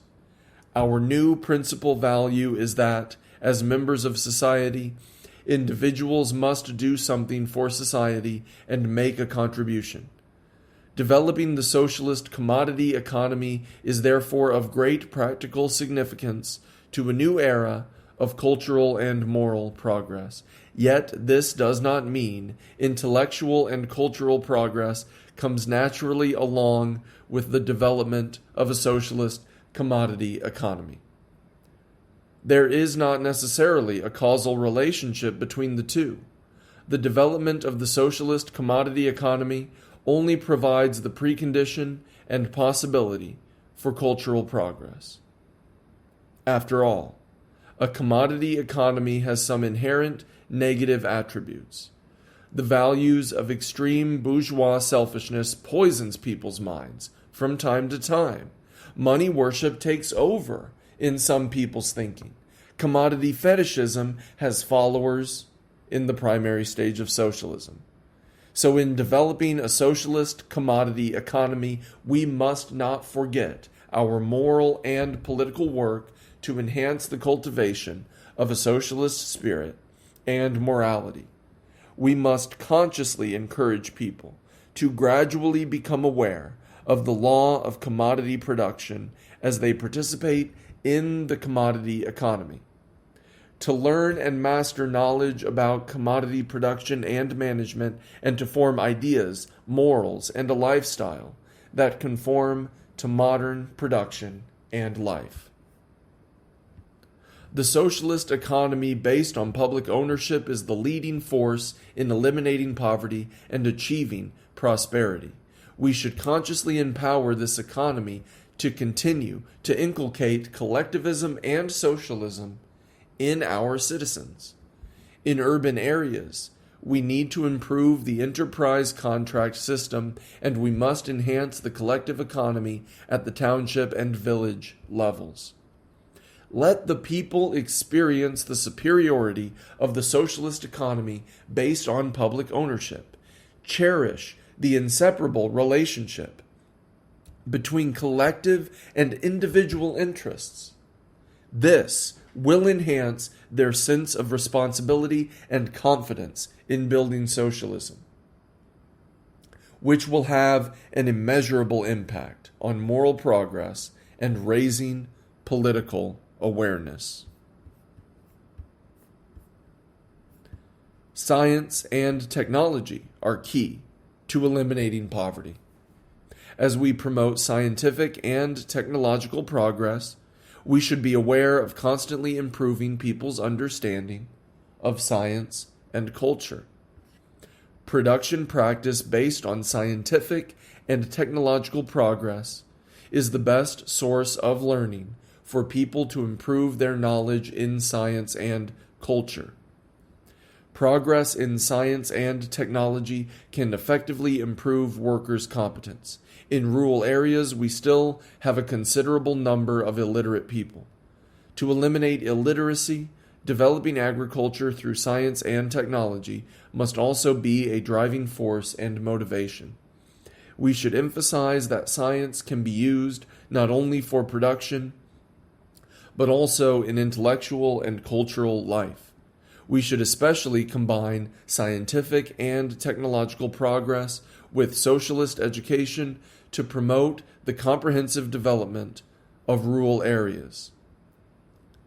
Changing old customs and habits and promoting a civilized and healthy lifestyle are necessary conditions for eliminating poverty.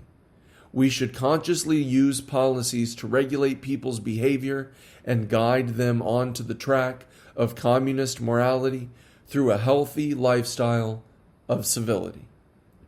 Civility and politeness, taking care of public property, observing public order, maintaining social security, showing respect to others, keeping away from anything immoral, respecting the old, and caring for the young are indispensable to a culturally advanced society. Overcoming poverty in the material sense while remaining ignorant in the intellectual and cultural sense is not what we want. What we need is, when the granaries are full, they will know propriety and moderation. When their clothing and food are adequate, they will know the distinction between honor and shame. Footnote 5. See Sima Qian, Biographies of Guan and Yan, in Records of the Grand Historian. A native of Xiaoyang, Zhou Fengyi, southwest of modern Hancheng, Shanxi province. Sima Qian, 145 to 90 BC, was a historian and writer of the Western Han Dynasty. Records of the Grand Historian was the first comprehensive history of China, told through biographies. This colossal work spans more than 3,000 years, beginning with the legendary Yellow Emperor and ending in the 4th year of Emperor Wu of Han's reign, 101 BC. Source of English translation, Guanzhen, Mu Men on Shepherding the People. In Guanzhen, Political, Economic, and Philosophical Essays from Early China. A Study and Translation. Translator W.A. Rickett, Boston, Chung and Sui Company, 2001, page 52. End of footnote 5. After achieving prosperity, some rural areas are now engaging in oversized temple and mausoleum building projects to seek blessings from gods and Buddhas. This is worth our careful reflection. The spirit of old revolutionary base areas is a powerful cultural pillar for eliminating poverty, and we must vigorously carry forward this spirit. People in Ningda's old revolutionary base areas wrote an epic, glorious history during their long revolutionary struggle. Countless martyrs left us with inexhaustible and precious cultural wealth. The revolutionary tradition in those old revolutionary base areas gives Ningda an edge in intellectual and cultural progress. We have unique conditions for integrating Ningda's revolutionary history and tradition in patriotic and communist education. In poverty elimination and socialist construction, we should inherit the tradition of old revolutionary base areas and carry forward the revolutionary spirit. Everyone should love the Chinese Communist Party and socialism, and strive to work hard in the spirit of water droplets drilling through rock. Forge ahead and be selfless in our dedication. 3.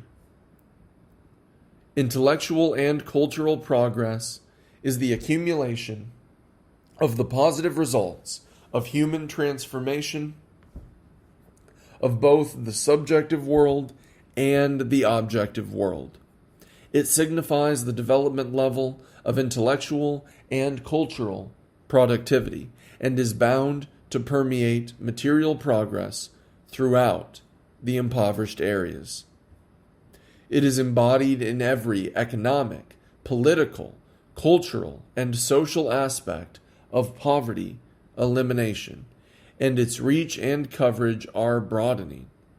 Intellectual and cultural progress is a process in which modern civilization rejects ignorance, both past and present.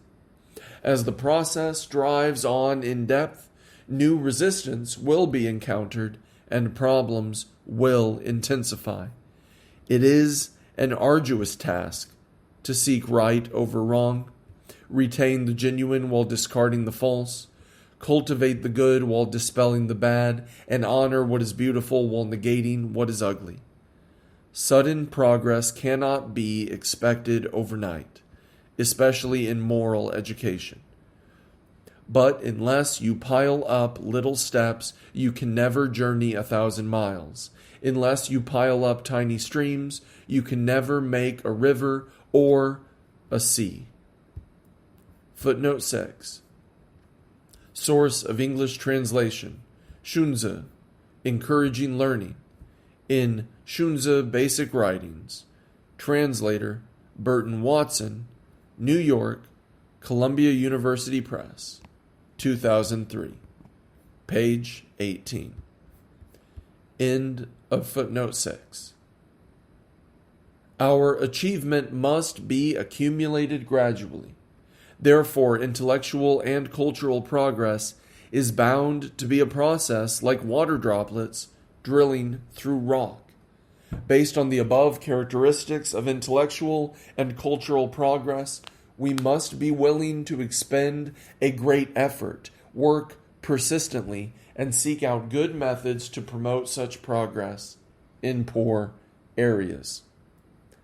Our leading officials must be both good commanders and good practitioners. Evaluation of leading officials should consider not only their performance in achieving material progress, but also their performance in accomplishing intellectual and cultural progress. We should stress in particular that leading officials should set an example. Other officials and the people watch not only what you say, but also what you do.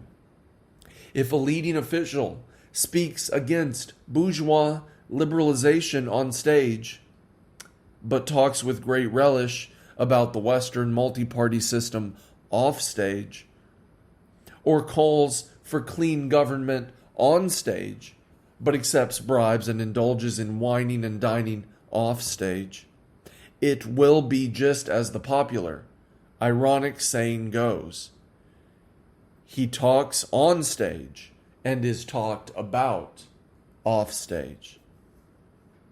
Who would believe in such a person? To follow the mass line is a major political advantage for our party. We must fully mobilize the people's awareness, enthusiasm, and creativity to participate in promoting intellectual and cultural progress. We should launch various age or profession appropriate activities welcomed by workers, farmers, soldiers, intellectuals, students, officials, and children. For example, joint army, civilian, and police civilian efforts, selecting role models, or commend families, neighborhoods, workplaces, villages, and towns as good examples.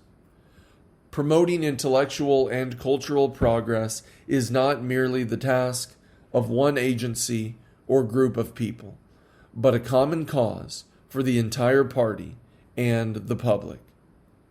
We should organize activities that please the people, rather than putting on empty shows that bore and burden them. We should respect the wishes of the people and actively guide them to participate, rather than rigidly forcing them to do this or that. We should use key points to make the general case and establish models to be promoted across the board. Dialectical materialism advocates the unification of the two-point theory and the key point theory, which requires us to refine our leadership and improve our proficiency in promoting intellectual and cultural progress. We have to grasp both primary issues and secondary issues in the complex process of development, highlighting key points while also addressing other areas. We must establish models and promote them widely. Using this approach will help to improve our leadership and work proficiency.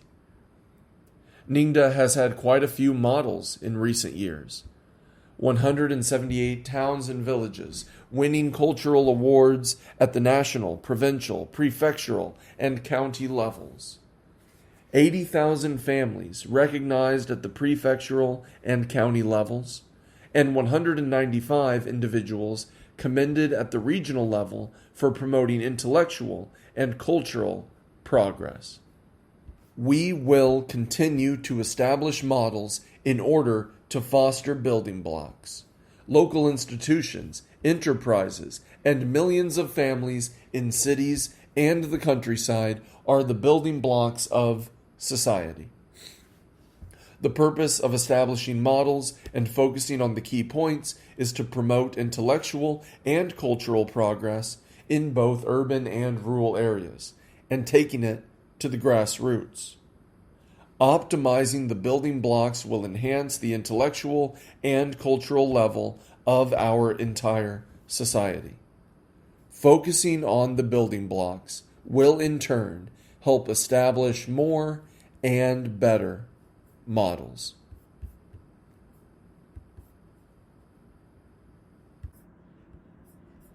Enhancing our core strength on the front line for eliminating poverty. Building rural party organizations. January 1990. The strong leadership of the party in rural areas is the most important guarantee for poor rural villages to achieve prosperity.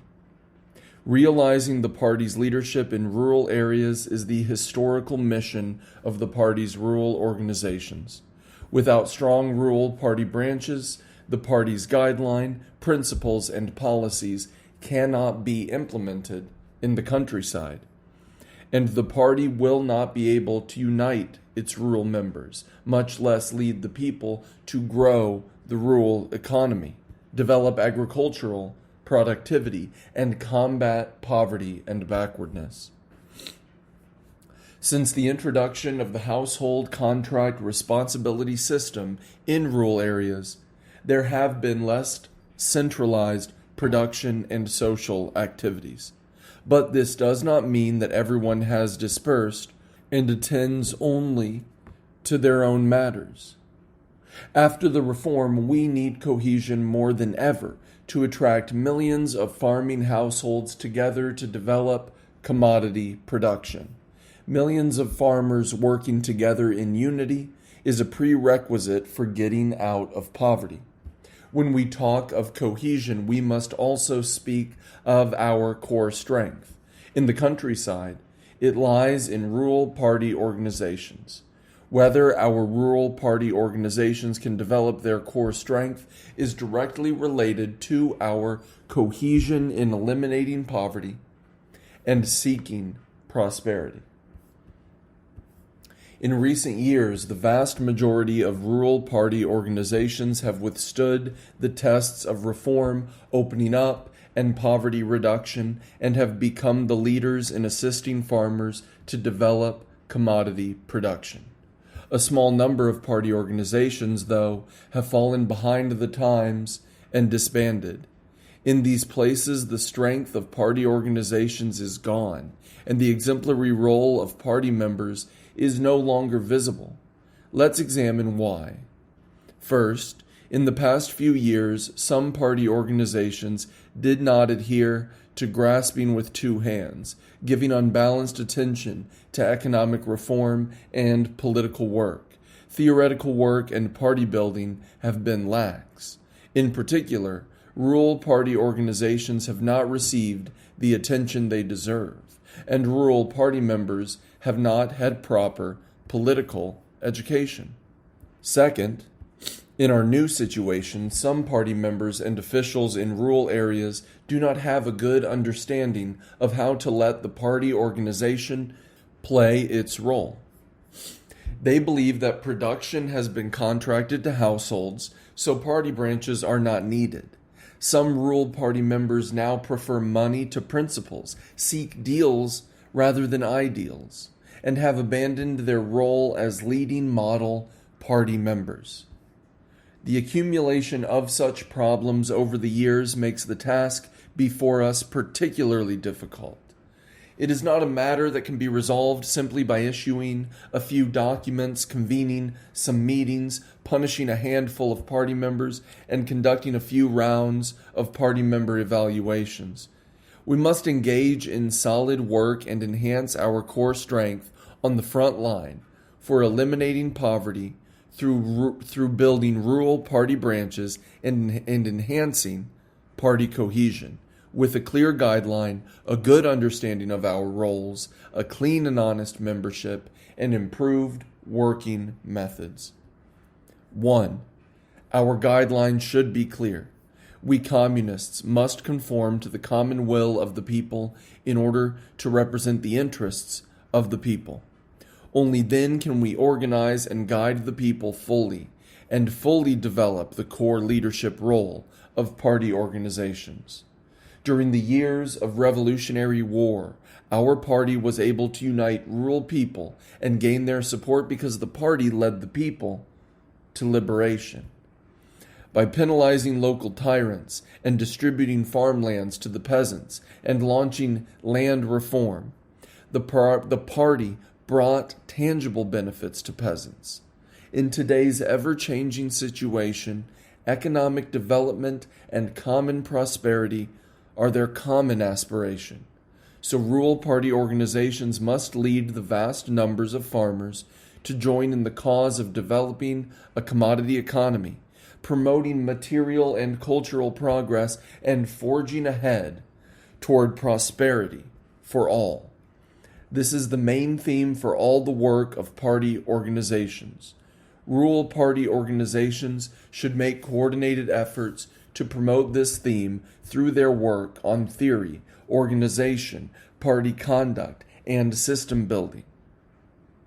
Party organizations must make themselves a strong core to lead the people in rural areas to implement the party line and strive for the interests of the people, so that the people will come to their own conclusion that we must have a good party branch to achieve prosperity. 2. We must conscientiously develop the core role of party organizations. At the rural village level, numerous organizations, including the party branch, village committee, youth league branch, women's committee, people's militia, and village cooperative economic organization, are responsible for many aspects of political, economic, and social management work.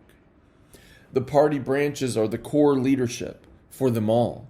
We can only uphold and improve this pattern and not doubt or weaken it. The key position of party organizations is the premise for them to play their core role. We must ensure that party organizations can truly stand at the forefront of rural socialist construction in terms of guidelines and organizational structure. In this way, the party can truly play the core role.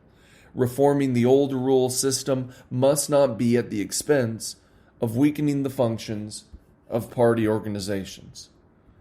Practice has proven that as rural reform deepens, the core position of party organizations must be strengthened.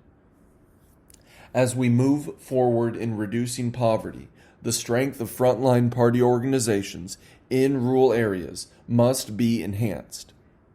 The village self-governance that we are currently implementing is a management method suited to rural economic reform, but we must be clear that our village self-governance is a form of socialist democracy and is under the leadership of the party.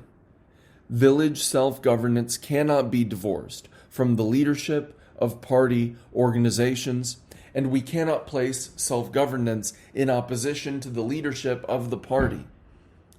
Only with the party's leadership can the will of the villagers truly be reflected, village self-governance achieved, and the sound development of self-governance continued. Establishing the core position of rural party organizations absolutely does not mean allowing them to work in isolation. Instead, as we develop the core leadership role of party organizations, we also give full play to the respective roles of the village committee, village cooperative economic organization, youth league branch, women's committee, and people's militia. They cooperate closely from different angles to jointly build a new socialist countryside. As with a large chorus, a party organization must be able to be a good choir director. 3.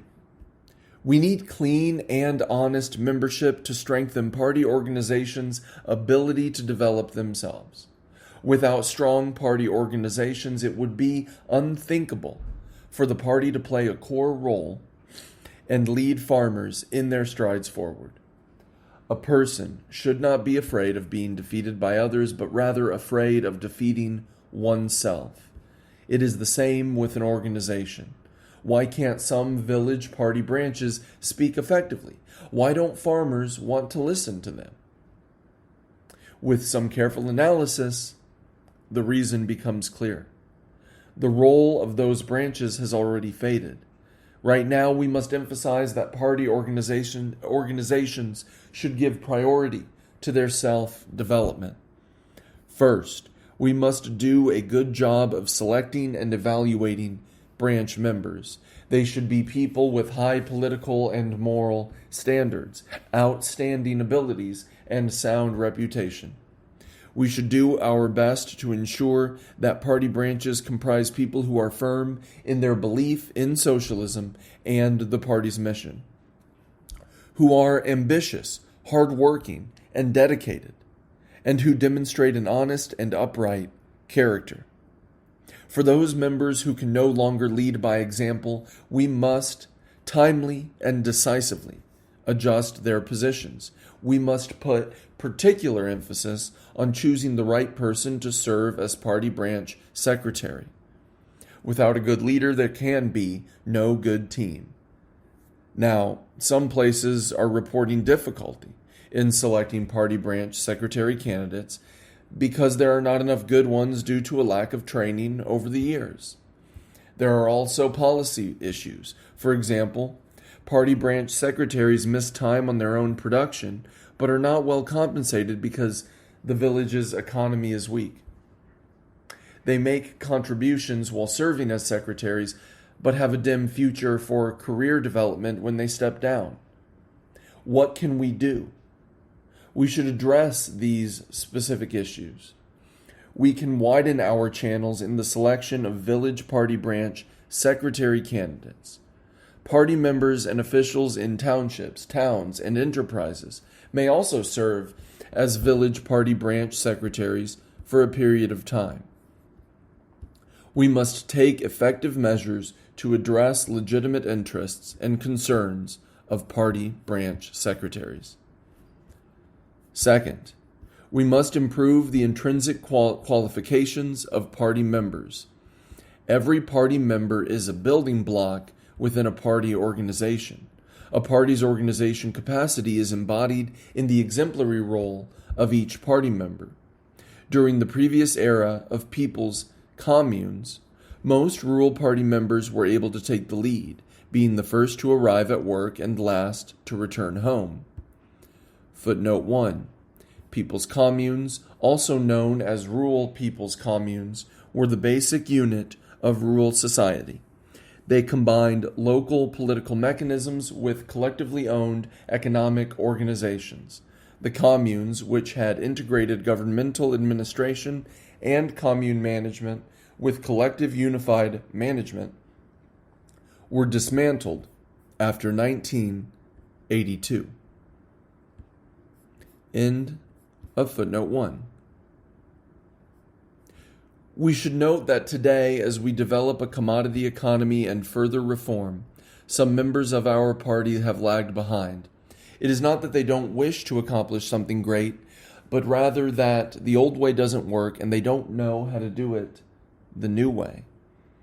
The new era and our new historical mission have raised the sharp question of whether party members are able to adapt.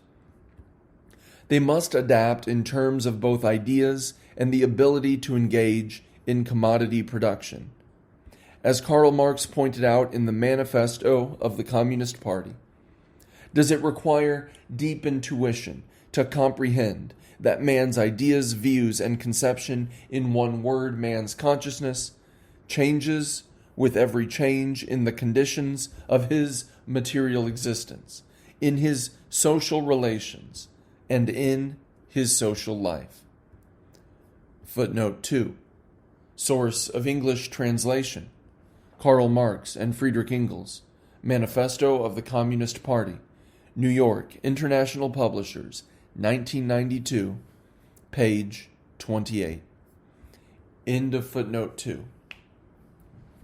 In the previous long-standing environment of natural economy, under the old rule system of being both large and collective, our party members more or less maintain the notions associated with the old environment and system, such as being conservative, self-sufficient, inward-looking, and egalitarian. Footnote 3. Large and collective, literally one big, two public, is an expression that summarizes the main characteristics of rural people's communes.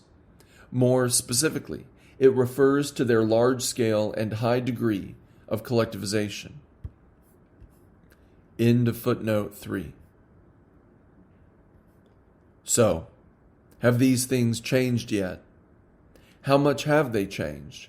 How many new ideas and concepts have we established that are needed for developing a socialist commodity economy? But it is not enough to simply have new ideas and concepts. They need the abilities for the new environment to engage in commodity production, run collective enterprises, and lead the way to prosperity. Requires party members to possess strong abilities. There's no room for cruising along, and your work performance will say it all. Just as the old saying goes, one can tell a mule from a horse by putting them to work. The practice of many party members has proven that those in poor areas must seriously study the basic theory of Marxism-Leninism and the party's principles and policies, acquire scientific and cultural knowledge, learn about management, and become adept at exploring the laws governing a commodity economy. Those who do so will become leaders in socialist commodity production and lead the people to true prosperity. 4. We must base our work on reality and improve our methods. The core leadership position of party organizations in rural areas has not changed in our new historical era, nor has the exemplary role of Communist Party members. But our work methods should change. In the countryside, moving from a large and collective system to a household contract responsibility system means that our work has expanded from the original several production units to tens of thousands of households. The shift from natural economy to commodity production economy raises many new questions for us to study. Transitioning from the three-level accounting. Footnote 4. The three levels were county, township, and village. End of footnote 4. Under the system where everyone eats from the same big pot, to accounting based on single households means that financial incentives act directly upon individuals. Footnote 5. The concept of everyone eating from the same big pot can be traced back to the appearance of people's communes in 1958. It was closely associated with the rapid industrialization of the Great Leap Forward, When farms were organized into cooperatives, farmers allocated resources to ensure their households had sufficient grain rations. When cooperatives were organized into people's communes, grain rations were controlled by production teams and communes, which set up public dining halls and big pots.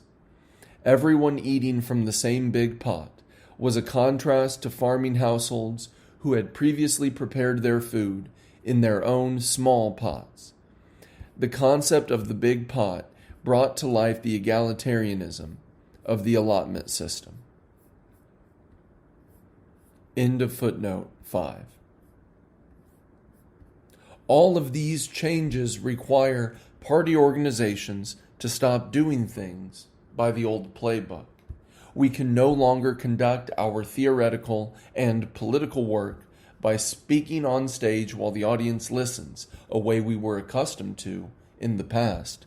Instead, we should go out to each household and ensure that our theoretical work is well received by every farmer.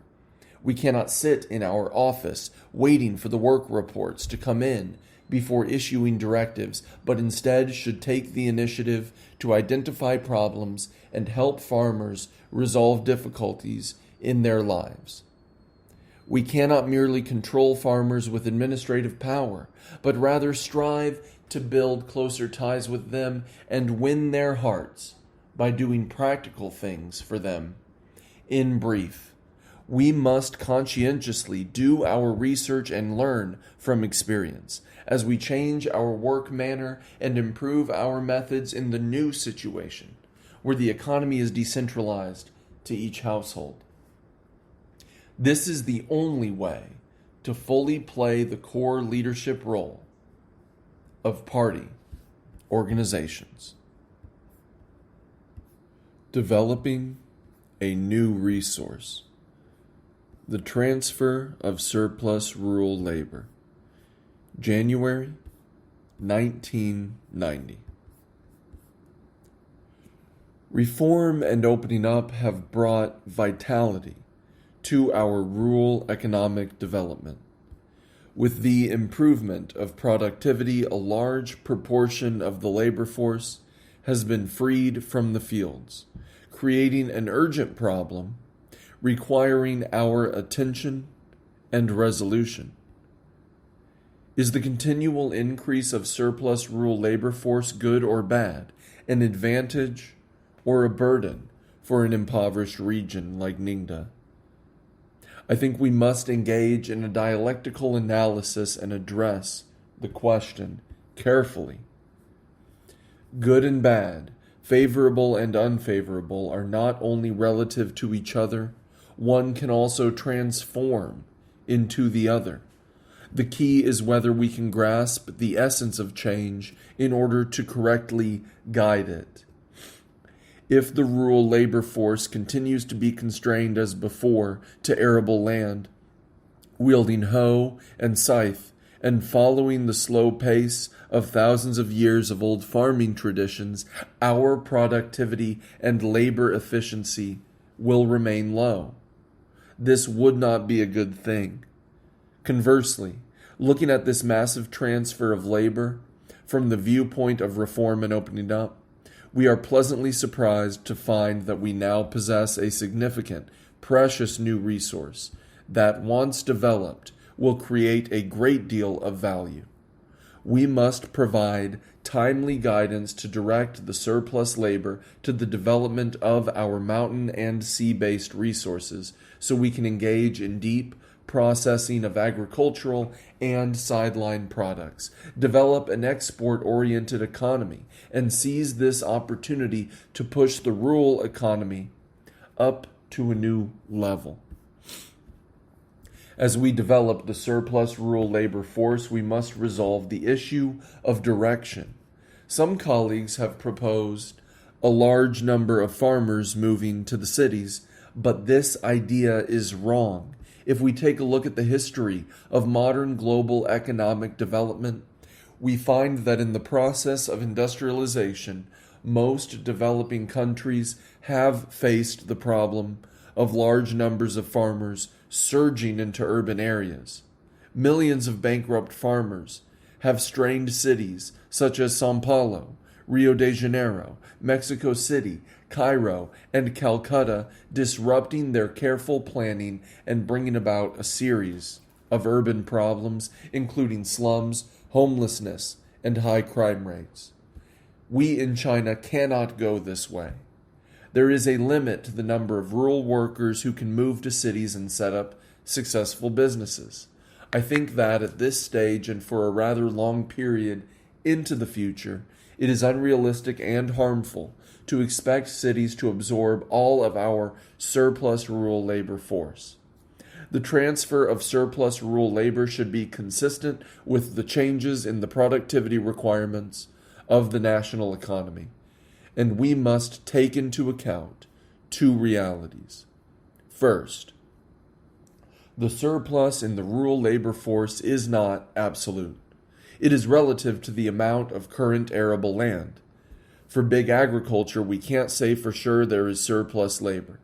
Second, the transfer of surplus labor is subject to spatial constraints, as the countryside lacks a firm foundation and adequate food supply. A low level of education among farmers and the limited capacities of cities also add to the constraints.